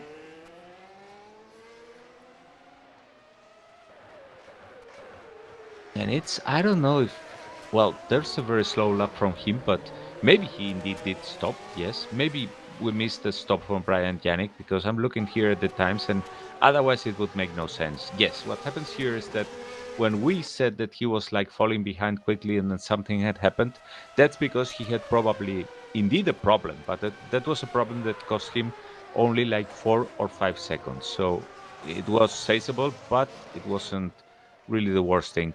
Right after that, he pit, and then he has been doing steady 127s, even low 127s from then on. Whereas in the case of Del Piccolo, he also has been doing 127s, but higher than those of Brian Yannick. Maybe he's managing his gap, or maybe it's just that Brian is able to get close. Because remember, what the cars did in the first part of the race on very different fall conditions doesn't mean that they are going to do exactly the same in this part. No, because of the reduced weight. Yeah, Anders now only 3 seconds behind Dave Miller, so he's getting close. Yeah, he's closing. So the Miller fan club better hang on, because it's going to be interesting in a minute here.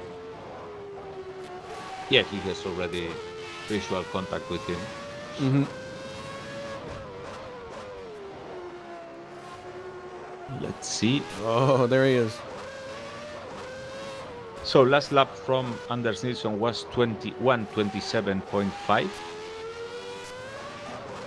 And in the case of Dave Miller, that was 1:28. So Anders is actually half a second quicker, although Dave did 2 laps ago, also on his out lap, a 1:27.5. So it's not that he hasn't the means to fight. But looking at all the previous laps that he did, he seems to be very constant, and apparently he's basically trying to mind his own business and be constant in the race. But we'll see what happens when Anders arrives. That Williams is definitely handling well, though. And watching from the right front corner here, looking back, and he's definitely got the car handling really well. Just clipping curbs, but yeah, Anders definitely is on a charge. There's no question.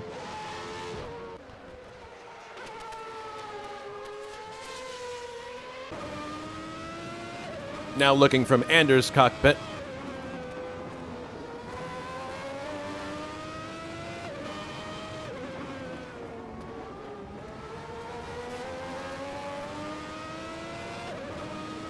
And Santos once again. Oh, shoot. I'm glad he saw him. Yeah. Yeah, because sometimes when you get two cars coming, you see the first one, but it's hard to see the other. The gap between Brian and Del Piccolo remains constant at 9 seconds, so I guess that Gabriele is basically controlling well the race pace. Mm-hmm.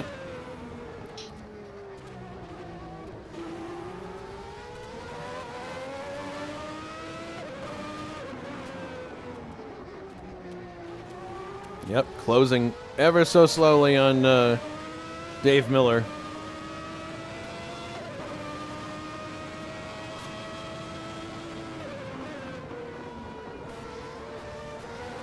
And before long, there will be 30 laps to go in this race. And we've gone over the 1 hour mark. It'll be interesting to see how much time is left once we get to lap 77. Yep, indeed. Indeed, because there is a 2-hour limit for this race. And at this pace, well, we'll see. Yeah, I mean, we've covered 44 in 52 minutes, so probably shouldn't be a problem. Yeah, probably because the cars are going to be quicker now. I don't think anyway that that's the biggest concern that Dave Miller has right now. Oh my goodness! Looks like Anders missed a gear there, and that cost him a bit of time. Yeah, that was a relief for Dave. Yeah, Dave's got a bit of a reprieve now. Dave is getting lots and lots of love on YouTube right now. Of course, this is the furthest thing from his mind at the moment, but if good karma is a thing, he's got lots of it coming his way. Good vibes, I guess, is what I meant to say.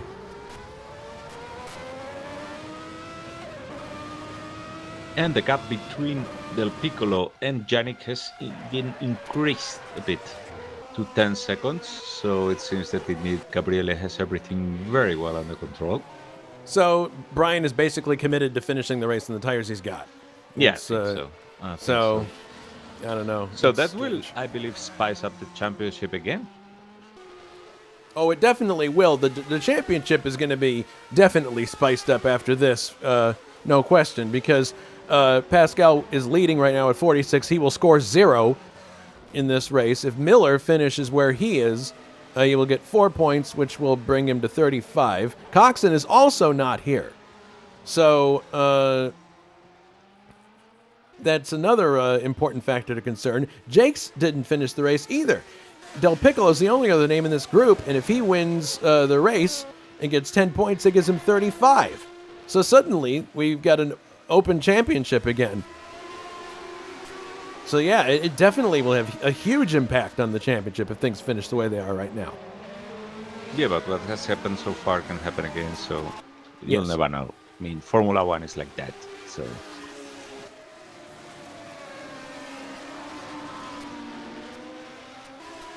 Del Piccolo coming up to John Team, who makes plenty of room for him. So Pascal was telling me the other day that he was like going relaxed into this race because with that gap, even if he did not score, he would still keep the lead. And he was looking at it basically from a point of view of trying to be calmer and more relaxed. But hey, look at that. I mean, it happened. Yeah. Not his own doing, but still it happened. Yeah. It's probably a phone call going on with the internet provider right now. In any case, you can see that Nilsson is almost right with Miller now. Yep.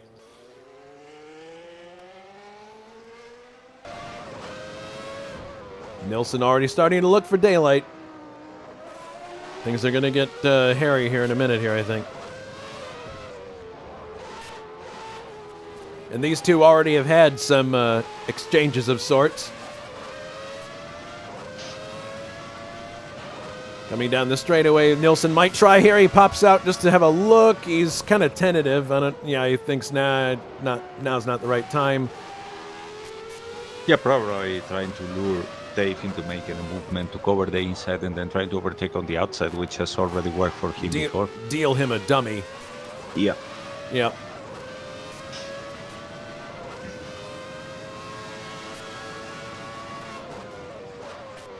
We'll see. It must be nerve-wracking for Dave to be trying to focus on driving, and he has this screaming banshee behind him in the form of Nilsson. Angel May is saying, "Don't get sloppy." Well, I'm pretty sure that Dave fears more Angel May than Nilsson, but that's another story. It's true.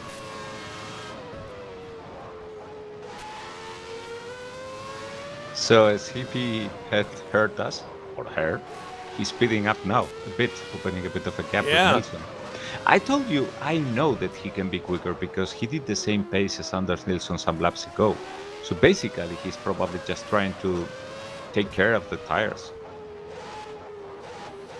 Interesting now that Nilsson's right with him. He seems to have responded.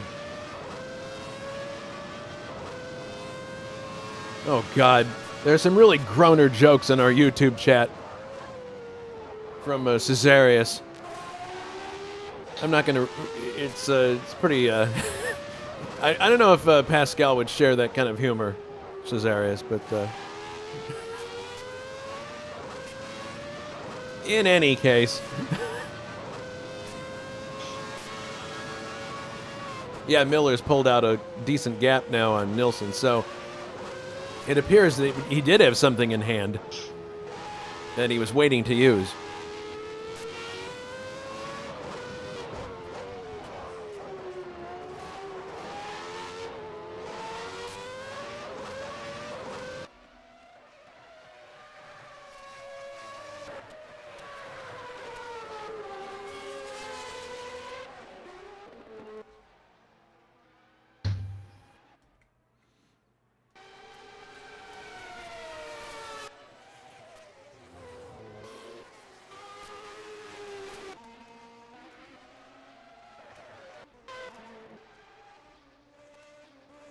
Yunt is soldiering on in 9th place, and John Team is in 8th, so... But there's a huge gap between the two of them, so it doesn't appear that Yunt will be able to make too many inroads right away.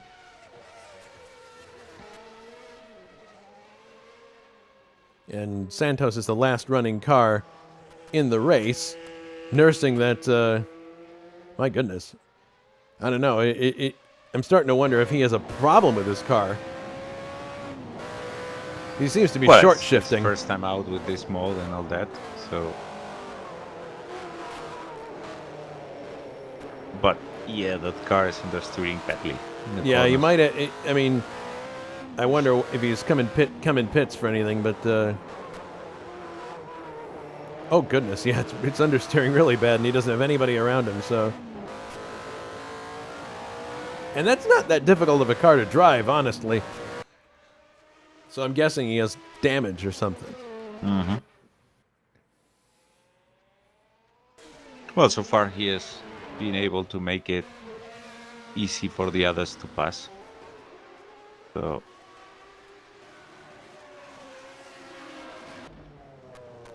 Canola, it'll be interesting to see if he can close on Wilkes before the end of the race. There's a pretty sizable gap between the two of them. Wilkes is just now getting to the end of the main straight, overtaking Timo, and just now Tiago's crossing the start-finish line. So that's about an 8-second gap right now. So we'll have to keep an eye on those two. Ray's having a good race in 5th place. Not too many problems. He just went a lap down to the leader. And Dave definitely was tired of being hounded by Anders Nilsson and basically decided to show that the Williams has more pace than one could think. Yeah, no initially. question. Good job by him. Managing the gap and staying cool when Nilsson was close.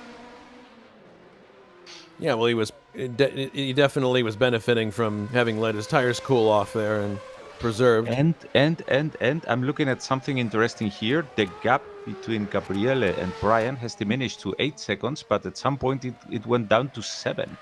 And it's like diminishing rapidly in certain points of the track. For example, it's now down to 7 again. It's as if Gabriele was lacking top speed.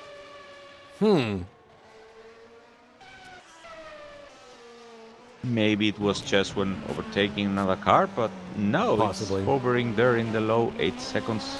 We'll see what happens. Well, I can't imagine that he's trying to conserve fuel.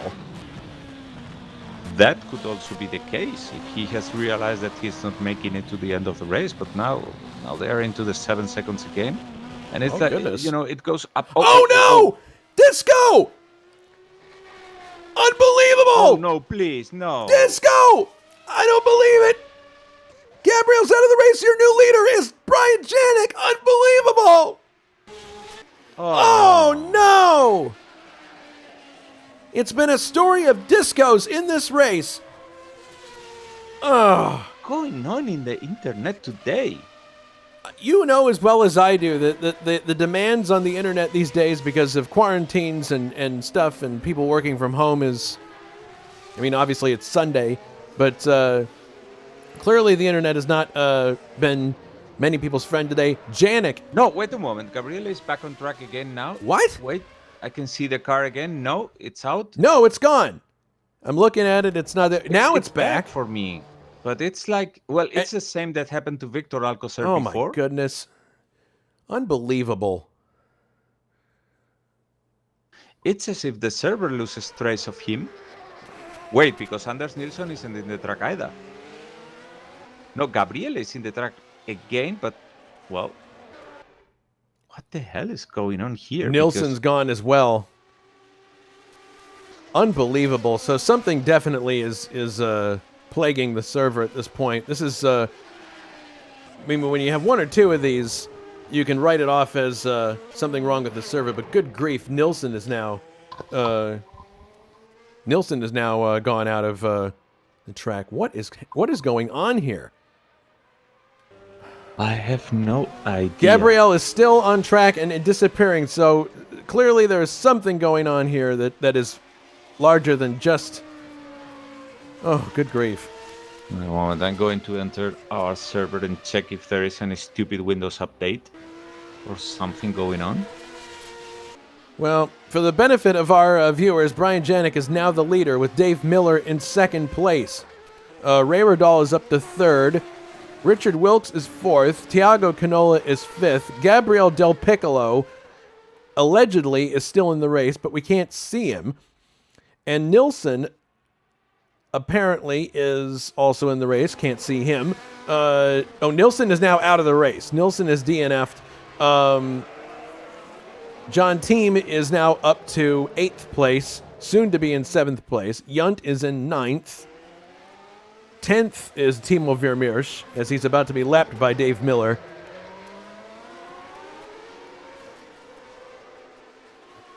So, a really bizarre situation unfolding here.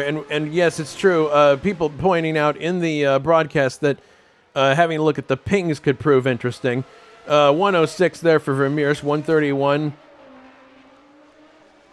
If you see a high ping, it means that there is a problem. Del Piccolo there, we can't tell what his ping is. Canola's is at 120. All the people who are on track now seem to have decent ping. Anything that's above 200 and it starts to get problematic. Yeah, it's not. That's not the problem. I mean, it seems to be more in the end of the users because those that are connected are certainly having no problems. Well, I know that this isn't the way that Brian wanted things to go. I mean, I don't want to give him the commentator's curse, but I know that he's been itching to score a victory for a while, and I know that he doesn't want it to happen under these circumstances where other people just like get kicked out of the game or have issues on their end. But in any case, here he comes. And the other amazing thing is that he will have done it on one set of tires, which is just shocking to me. I can't. Well, no, I think he stopped, as I explained He before. did? We Well, just missed it. We just missed it? Okay. In any case, he now leads Dave Miller by 27 seconds, so there's no real reason for him to keep pushing. He can manage that gap to the end quite effectively, I would think. The question then becomes, how far is Miller in front of Radal? I would suspect that that's also a massive gap, too. Yeah, Radal running on his own here. Although he's got Yunt right behind him there. Wilkes running on his own. And after all this silliness, Tiago is back up into the points.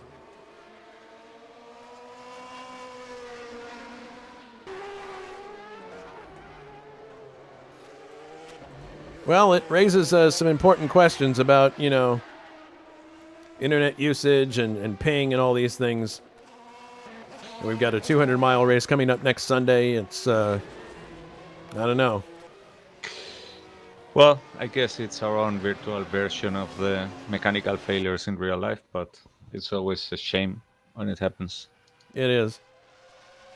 Ray coming across in third. Wilkes is just now getting onto the start-finish line, so as Ray is ending his trip down to start-finish straight, Richard Wilkes is entering it. So that's about a 10-second gap, I would think, more or less. No, it's more of 16. That shows my accuracy. Well, and this puts Tiago in 5th position and John Tim in 6th in the less points paying one, which is a brilliant result. Yeah, for So Team far. Lotus. For Team Lotus, that's fantastic. Yeah. And he's actually coming up now close to his teammate, Timo Vermeersch, who is running in 8th place. So you got Lotai in 6th and 8th place right now. The Lotus with its red steering wheel.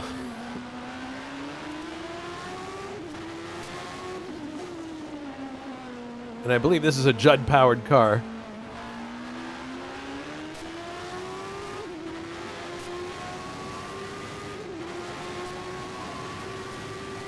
Lotus was in its Yeah, Lotus and Dallara are powered by Judd. Yes.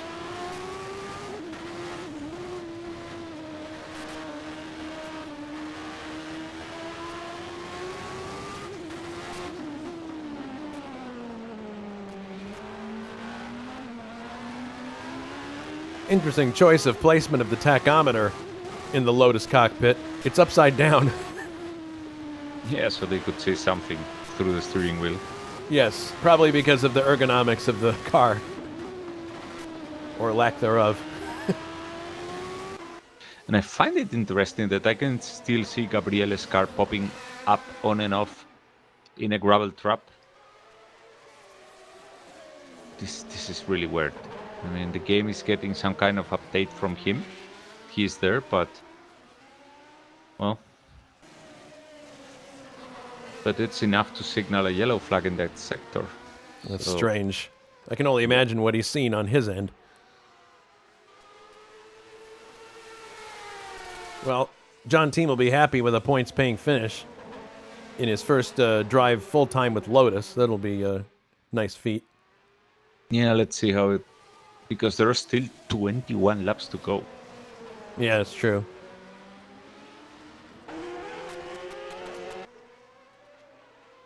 And we got... okay, I'm looking at my clock. But it was... I was actually wrong. It was counting the other way. It's a countdown. So it's 35 minutes to go for the 21 laps. And I'm not sure. Let me do one quick check.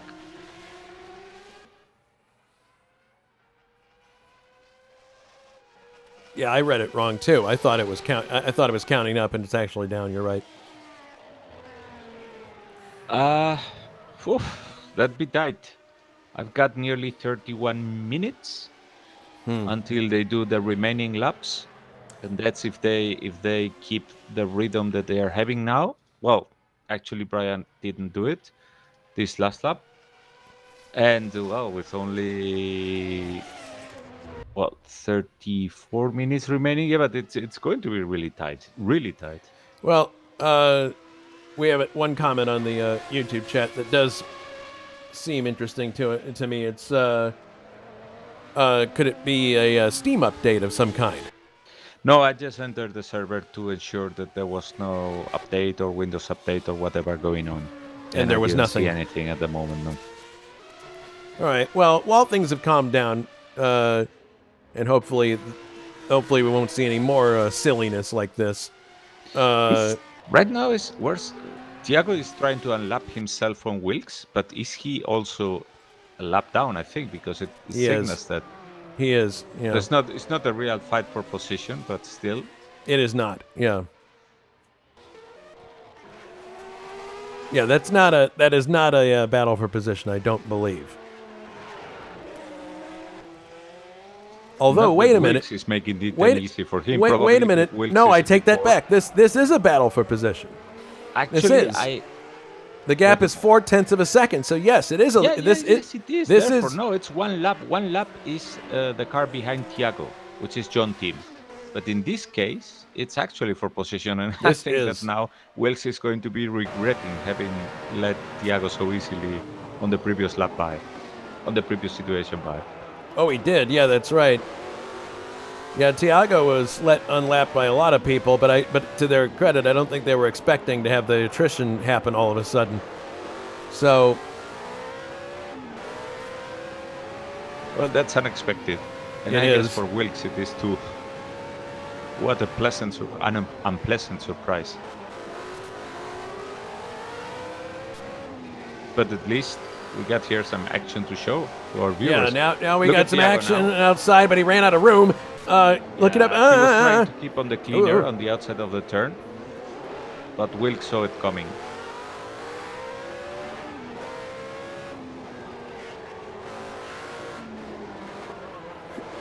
Look at how the car is moving around because of the understeer from the aerodynamics, being right behind another. There, KO, you happy with that? KO asked me to move the camera position up. So, you asked for it, you got it.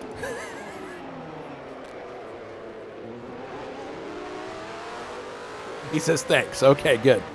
So this is now going to be probably the best situation for Thiago if he's able to come quickly enough. Richard Wilkes lost a bit of fraction there with the. Yep.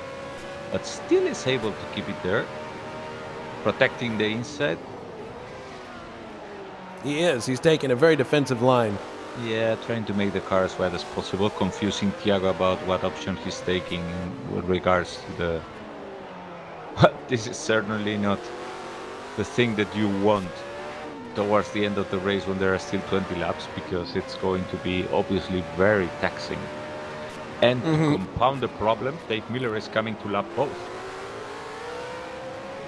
Oh boy, that's definitely going to throw a complex addition into this. Oh, he's gonna... Yeah, I was trying to position himself on the inside for the next turn, but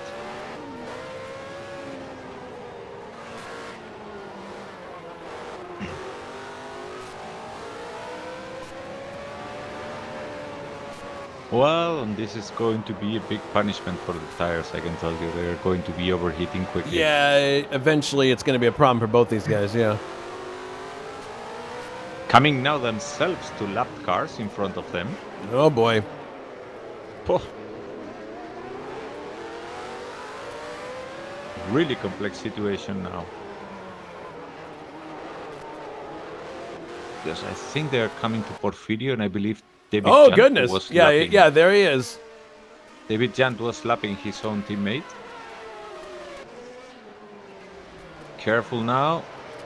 Well, made room very well, very neatly. Miller has gone past Thiago, which allows Wilkes to get a bit of breathing room.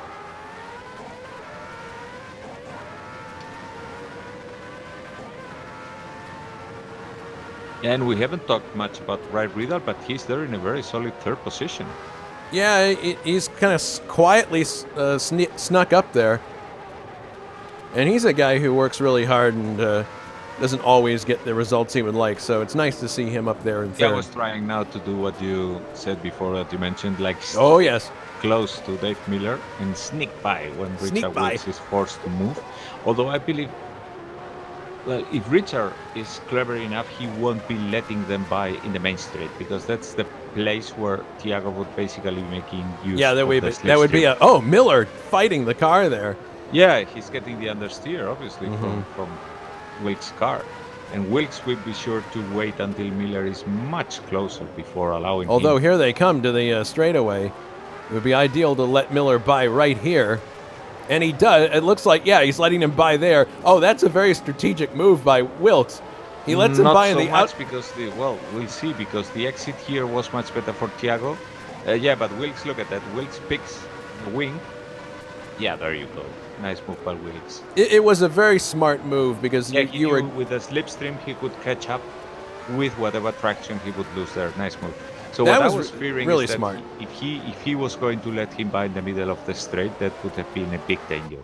But as he did it, that was brilliant. Very clever thinking there. Really, really smart David driving. Jones moving there.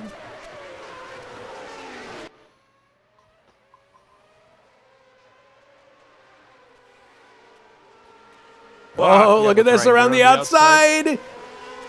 No. Goes for a cutback on the inside, but just doesn't have the room. Oh, look at this. I think he might have a shot here. No. These guys are putting on a good show. I think that Wilkes is earning his pay very well today.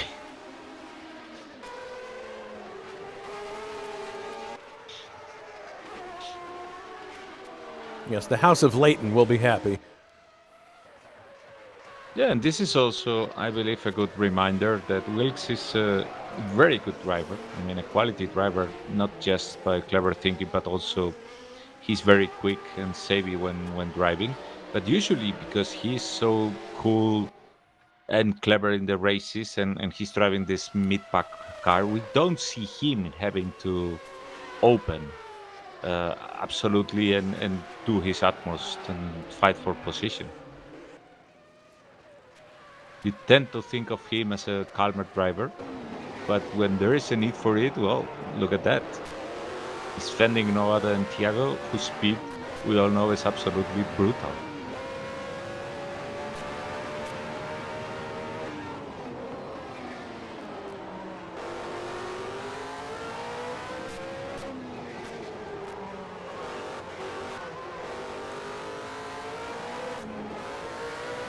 I don't know if Tiago is studying him, thinking where he can pass, or simply I'm sure he is.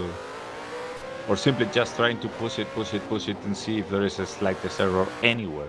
Because look, with this such a twisted track, it's very hard to plan beforehand for a section. It's continually going left, right, and it's like, whoa. You're constantly reacting to the track if you start like trying to think beforehand where you can make a move. Bit of a gap now. Breathing room for Wilkes. Maybe he's just letting his tires cool off a little bit. Yeah, we saw that also at the beginning of the season. Remember with Richard Coxon in Phoenix, that was brilliant tire management. Oh, he has a look up the inside. You can see that understeer there when he comes out. Yeah, but of the turn. Wilkes was quite unfazed by that. Yeah, Wilkes is a real cool customer in situations like this. He's not going to be pushed into doing something he shouldn't. So 15 laps and 25 minutes till the end.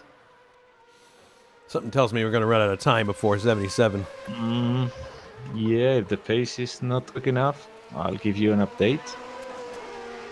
Well, we can see the clock in the top left. We can, well, actually, remember these are 1 lap down. So true. Brian Janik has actually covered 63 laps. But let me see. at the current pace, that'd be 88 seconds times.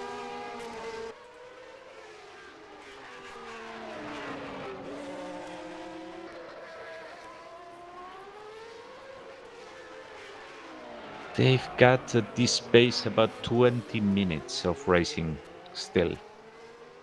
So with 24, yeah, it's close, but it should suffice. All right, well, let's talk real briefly about what's coming up in the next few weeks at ISO. Next week, we go back USAC racing. It's a Norton 250. Round 8 of 13, and we get a boost knob. David Junt is in the pits now. Oh, yes. It's position for him. Long pit stop. I'm not sure. Maybe there were repairs. Probably. Well, Timo Vermeersch, in any case, is now in 7th position in front of him.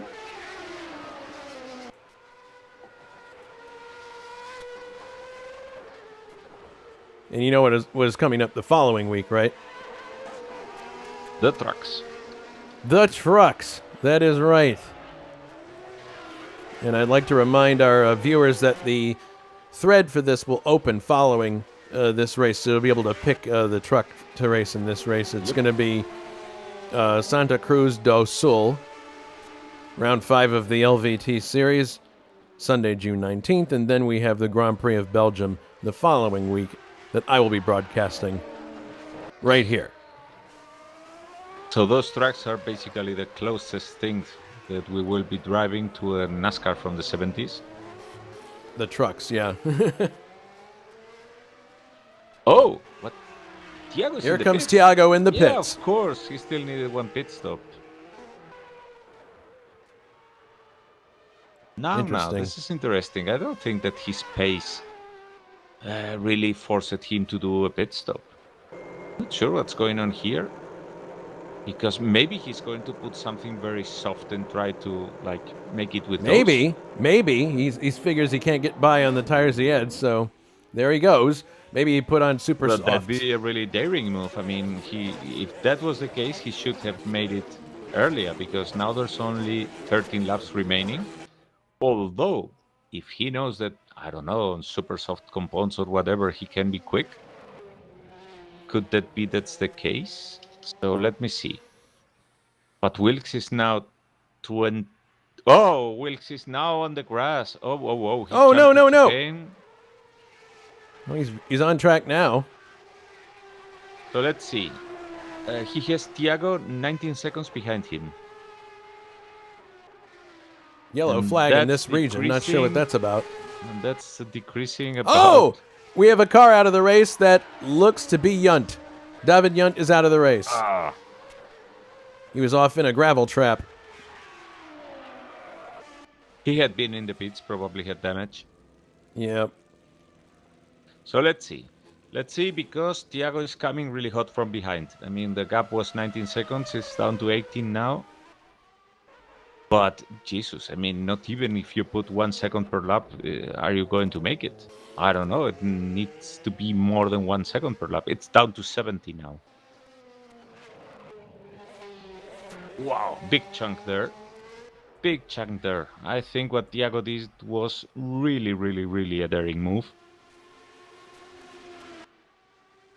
Now, up to 18 again. It depends on the part of the track, but...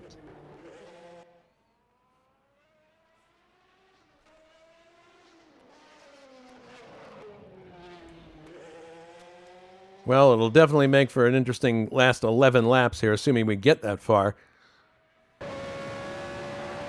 Yeah, I don't think he will be able to make it in just 11 laps, but... He'll have to get some help from Wilkes.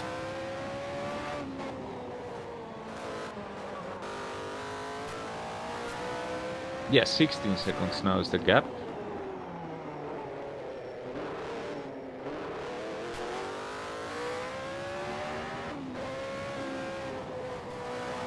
Slightly up or down depending on the section, but then at the end of the full lap, it's gone down about 1 second. So it should suffice for Wilkes, I guess.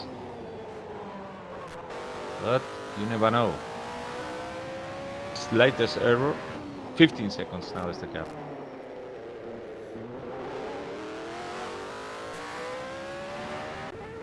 And 10 laps to go, I think, because the leaders are 1 lap up. 14 seconds the gap. Yeah, there are now 10 laps to go. Riding on board now with Brian. He needs to do 1.6 seconds or so per lap to be able to overtake in the last moment. I don't know if it's going to happen. It's not going to happen. I don't know of anybody who can... Yeah, it was a desperate move. I guess that Thiago thought that he had nothing to lose, considering that John Team was so far behind.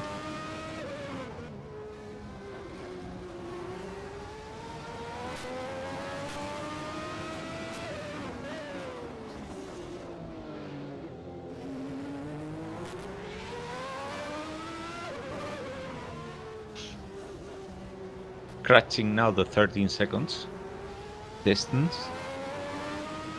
But yeah, it's he's eating about 1 second per lap, so not going to make it likely. Likely. Any error from Wilkes, well, it's all gone. Yep.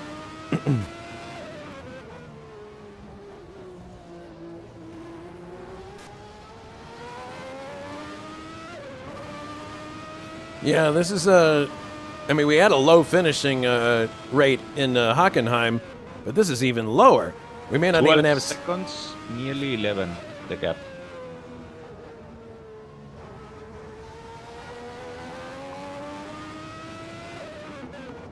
Wilkes seems to have noticed what is going on and is speeding up as much as he can, but obviously the car is on very worn tires. Well, that could be a problem. I still don't think that Canola is going to catch him, but... Yeah, but probably what he's trying to do is force Wilkes into an error. And I can tell you that Wilkes is really hammering it now. Because the car is moving a lot. 11 seconds now.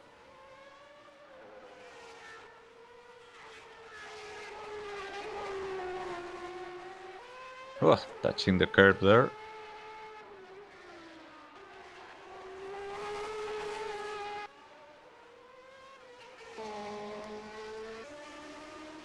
Yeah, Canola must have put on super softs.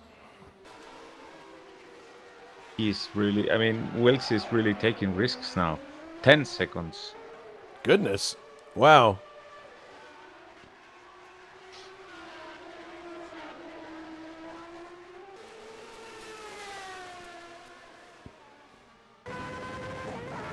Nine seconds.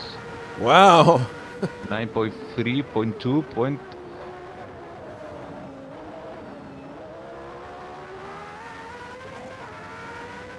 Well, this ought to be interesting.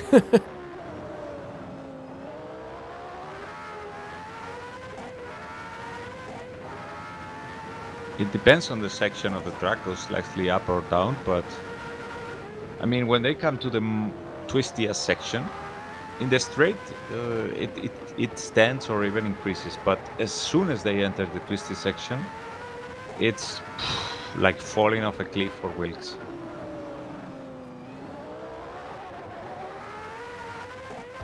Although he's pushing it, but they are in the 8 seconds bracket now. Yeah, the point where Wilkes is now, he's losing a lot. Yep. Again at 9 seconds, I think that Wilkes is giving it all it has. Nice fight here in the distance for both.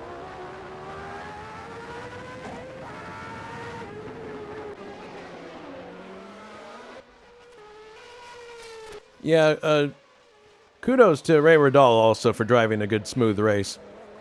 Not getting flustered when he had attacks early on from David Saber. Yeah. He kept going, and he's going to be rewarded with a podium, it looks like here. So I think Thiago is entering the main straight now. Well, Wilkes is now basically finishing it. 7.5 seconds is the gap.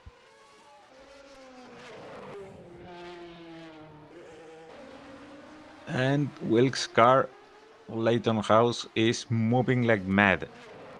Coming to a lap car now, Wilkes in the grass. Oh my goodness. Oh, look out. Well, that could have gone bad, but it didn't, thankfully. Was that Timo or John? Tim?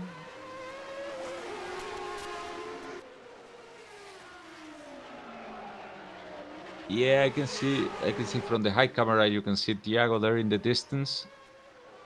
6 seconds. Good grief.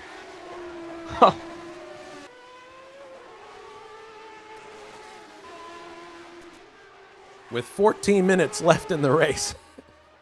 And change.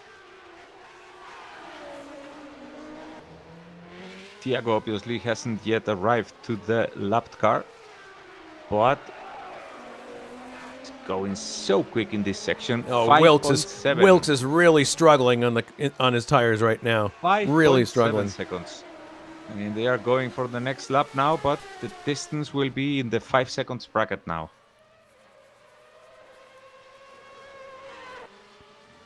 Yeah, it was before the full straight, but now it's about 3/4 of it.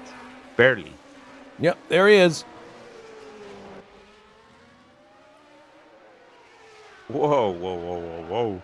In the low 5 seconds now. Goodness. 6 laps to go, I think. Yes. 4 seconds. Goes up to 5, goes down 4.8, but whoa, that was a big gamble by Thiago, but by the looks of it. Now Thiago about to overtake the lapped car. Yes, that allows the distance to increase a bit. Yeah, in the 6 second bracket now. Well, it hurt him where he found the lapped car. I still don't think he can do it. It's Well, it's not just a matter of doing it on pure speed. I mean, he's obviously forcing Wilkes to take many risks. Yep. Most likely. It's those two combining. Here comes Wilkes through.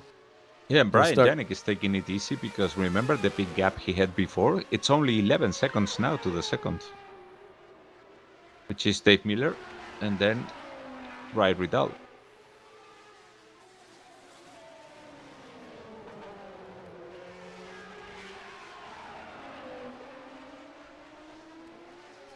Yeah, so again in the 4 seconds bracket. Yeah, it's dropping quickly. I think that lapped car is going to save Wilk in this situation because whoa.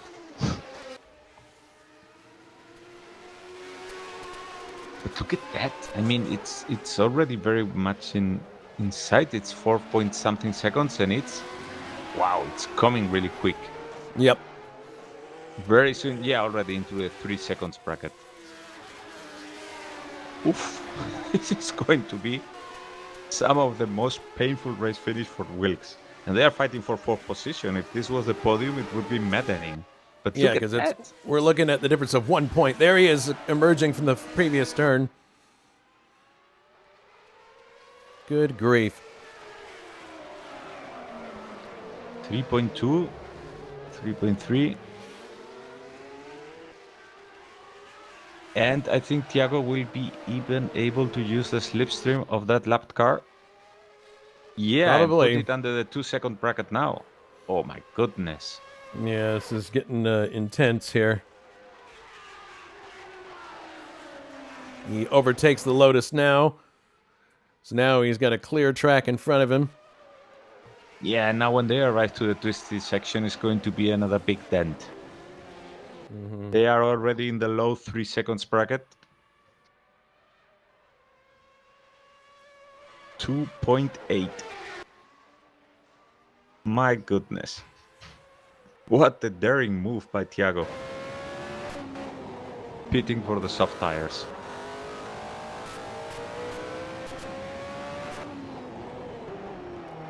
You can see him now very clearly. Yeah, 2 seconds, under 2 seconds actually.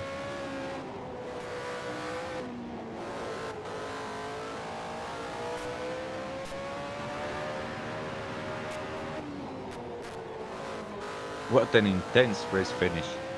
We were not expecting this one. And I Under guess 10 Wilkes minutes to either. go now. 1.5 seconds. The distance is, well, obviously diminishing very rapidly. Visually even. So Thiago is nearly in striking distance. He will take it easy here and try to get the slipstream. But, well, I don't think that Wilkes will be able to resist this. Oh my goodness. Goodness, this is going to be really good.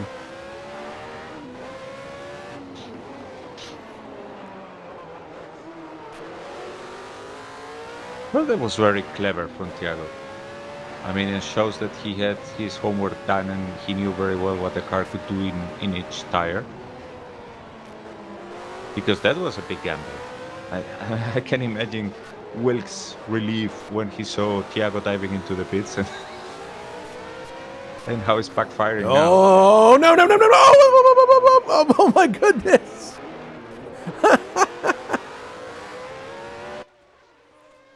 Yeah, well, the difference in traction is brutal coming out of the corners. Yes. I think that Thiago will basically wait until the last turn and then try to come out close enough and use the slipstream to his advantage. Because with the extra grip, he can follow Wilkes in that turn, even if you need some aero downforce there, and the car in front is not making it easy for you. All right. Oh, shoot. I don't think he was expecting that closure rate there. Yeah, look at it here. Here is the key. Here is the key. Getting the clean air. He was looking for the clean air. Now he's got him. He's got him now, yeah. With the traction that he has got now. Oh, Wilkes is making the car very wide.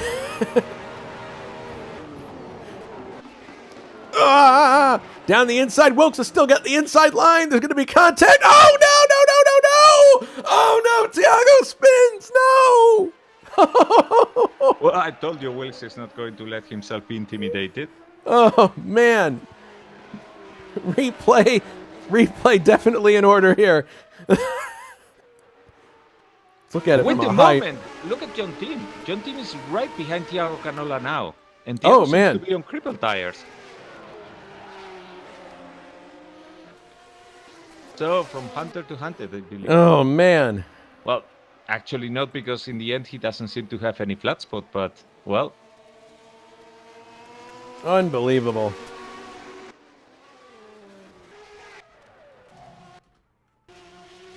Well, here comes Brian Janik off of the final turn, and he is starting his final lap of the race. In a race that's seen an incredible collection of disconnections, a lot of crazy stuff that we didn't expect to happen.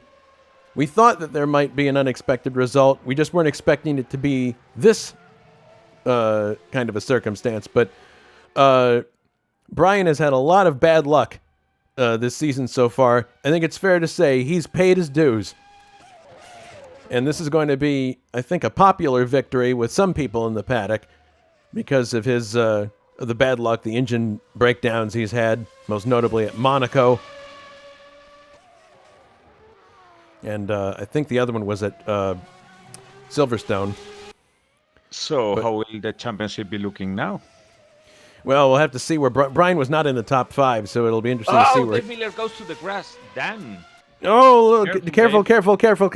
Don't throw it now. No, don't do that.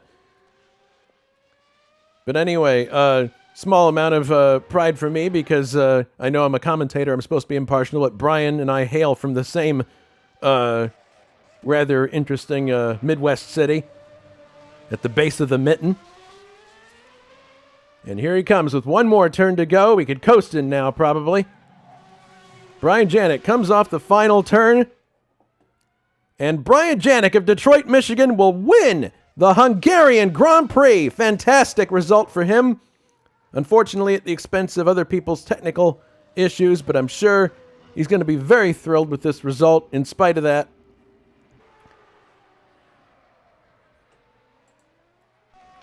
Second place for Dave Miller, who crosses the line.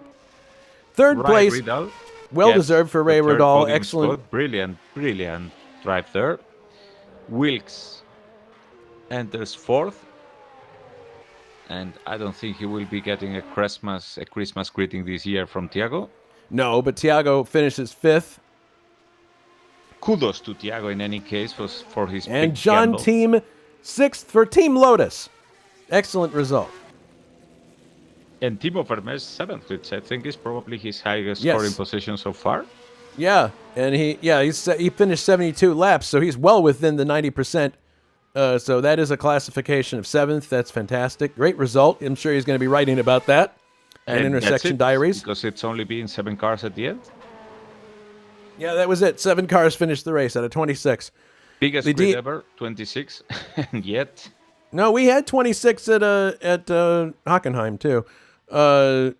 So the DNFs were as follows. David Yunt, Gabriel Del Piccolo, Anders Nilsson, Porfirio Santos, Jonatan Acerclinth, who hit some kind of black hole of some kind, Victor Alcacer, Cesarius Lipinski, David Saber, Alberto Aguino, Jules Bouchard, Christoph Lichtenstein, Kale Michiels, Adam Hackman, Vadim Tiax, Juha Boss, Tim Hilla, Bruno Chacon, David Jakes, and actually, I suppose 26th would be Pascal Mikkola because he didn't make the start. But there goes Brian into his garage. So that was the Hungarian Grand Prix. Quite an interesting race. Not for all the right reasons, Alberto, but nice to see Brian finally get a victory. Yeah. I just wish he had better luck so far in the season, because this would probably put him back into the fight. But anyway. Jonatan Acerclinth joins us from the green room. Jonathan, sorry to see what happened to you. It looks like you drove into a spot that was not solid. But mistake on my part. I didn't double check how the pit lane was, so I ended up with the pit stall that was right on the edge of the concrete. So because I was fighting with Timo Vermeers, I was trying to hustle in there, so to speak. And yeah, unfortunately, it didn't quite go as planned. All right, well, we do have people in the green room, and we'll start with our race winner. First of all, Brian Janik, congratulations on winning the Hungarian Grand Prix. Great drive. Thanks, dude. So, interesting race for you. We didn't catch the time that you stopped for tires. For a minute, we were concerned that you had left it too late, but apparently we saw. What lap did you stop for tires on? Guessing it was 37, 36, 37, something like that. Okay. And I thought maybe I started to lose touch with Del Piccolo, who was really consistent. And then I thought when I came out of the pits, maybe I would close the gap, because I thought I pitted before him. I thought it might work, but I actually lost 3 more seconds coming out of my pit stop. I was like, how did that happen? So I don't know what happened to him in the race. I think maybe disco. Yeah, we had several disconnections interspersed throughout the race, which is strange. Again, I guess it comes down to internet usage on a Sunday. But in any case... Yeah, sorry to see that happen to him, because he was moving. I kept thinking I could apply pressure. Every now and then I would gain a second or lose a half second, gain a second, but it was 7 seconds at the time, and then all of a sudden, I didn't even realize I was in the lead. I'm like, what happened to Del Piccolo? So... sorry to see that happen to him. Yeah. Well, this definitely will throw open the World Championship again, with Pascal not making the start due to disconnection also, and several people not here, most notably Richard Coxon. So that definitely will make things interesting. Second place today for the Williams team was Dave Miller. Dave, good job in second place. Tell us about your race. Thanks, Jason, and well done to Brian. That was a tough one. Very happy to take second place at the end of all that. Bit of a short turnaround with this one, obviously, of only being a week since the last race, but got the car somewhere decent. But yeah, towards the end of that last stint, it was getting very sketchy on the tyres, and there was nothing I could do to even hope to catch Brian at all. So, again, well done to him. Yeah, interesting. you got a good challenge, though, from Anders Nilsson early on. Looks like you guys had a little bit of a dust up there, but definitely managed to hold the car together. Did you suffer any damage from those instances of contact? Yeah, I think that was my fault. I lost it on the grass there, but I was lucky and got away with no damage, and just unlucky to Anders and I got caught up with him like that. All right, and one other person in the green room right now. Elvis has left the building. Who's Elvis? Dave Miller. Oh. One other person, John Team, making his debut for Lotus, gives them a championship point for 6th place. Good job, John. Nice drive. Thank you very much. I'm really knackered. It was a really hard race. I just came by to say thanks to Anders and Jonatan for the setup help, because I really didn't have any clue what I was doing with the car. Well, it was a good drive, and I think, it's fair to say a lot of you benefited from the attrition that happened. Indeed, this is probably the lowest number of cars finishing we've had this year. I think that 7 is the lowest we've had, even lower than Hockenheim. Yeah, in the end, I could have just cruised around, I guess, but it's a bit shame that no one else was left on the circuit. Mm-hmm. So the next race for this series is going to be Spa, which comes on July 26th, I believe. So you've got a bit of a layover to get the cars set up for that. Any thoughts about that race coming up, gentlemen? Well, for me, I'll probably be doing what I've been doing the whole series, really, just giving it a go. See whatever team might be interested in hiring me for the round, and from there, we'll have to see. Just hoping that I will get at least one more points finish before the season is over. Yeah, just make sure that the people at Spa don't pour wet cement in your pit stop box this time. True indeed. Thank you. Yeah. What about you, David? Your car probably will be well suited to Spa, I would think. Hope so. I'm certainly looking forward to that one. It's one of the best circuits in the world to race on, so absolutely looking forward to it, and we'll see what we can do.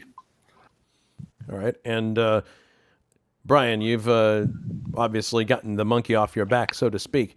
How do you see Spa unfolding? I'm glad you said that. That has been a monkey on the back a little bit. I don't know. Anders and I affectionately always say we polish this turd about as shiny as we can get it. But we got the car going good. It's just it's been the same car all year. So just to have to keep digging deeper and overdriving the thing and see what can happen.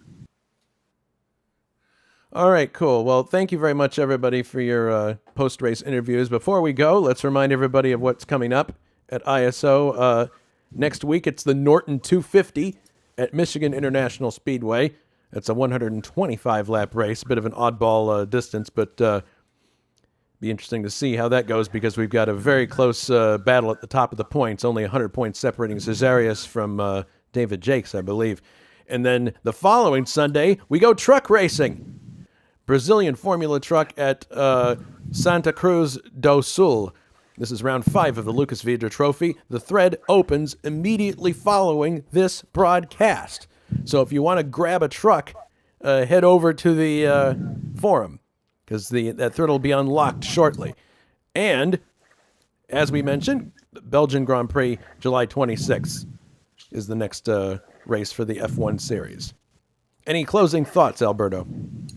Well, it was as expected. An attrition race with overtaking was really, really complicated. So in that regard, it was expected, but my God, all the rest was clearly unexpected. Congratulations to Brian Janik for your win. All the other guys did fine, but also to John Dean. What a fantastic result with the Lotus hanging in there. We know you're a quality driver and we're going to make it well here in this track, but I think that paid off well.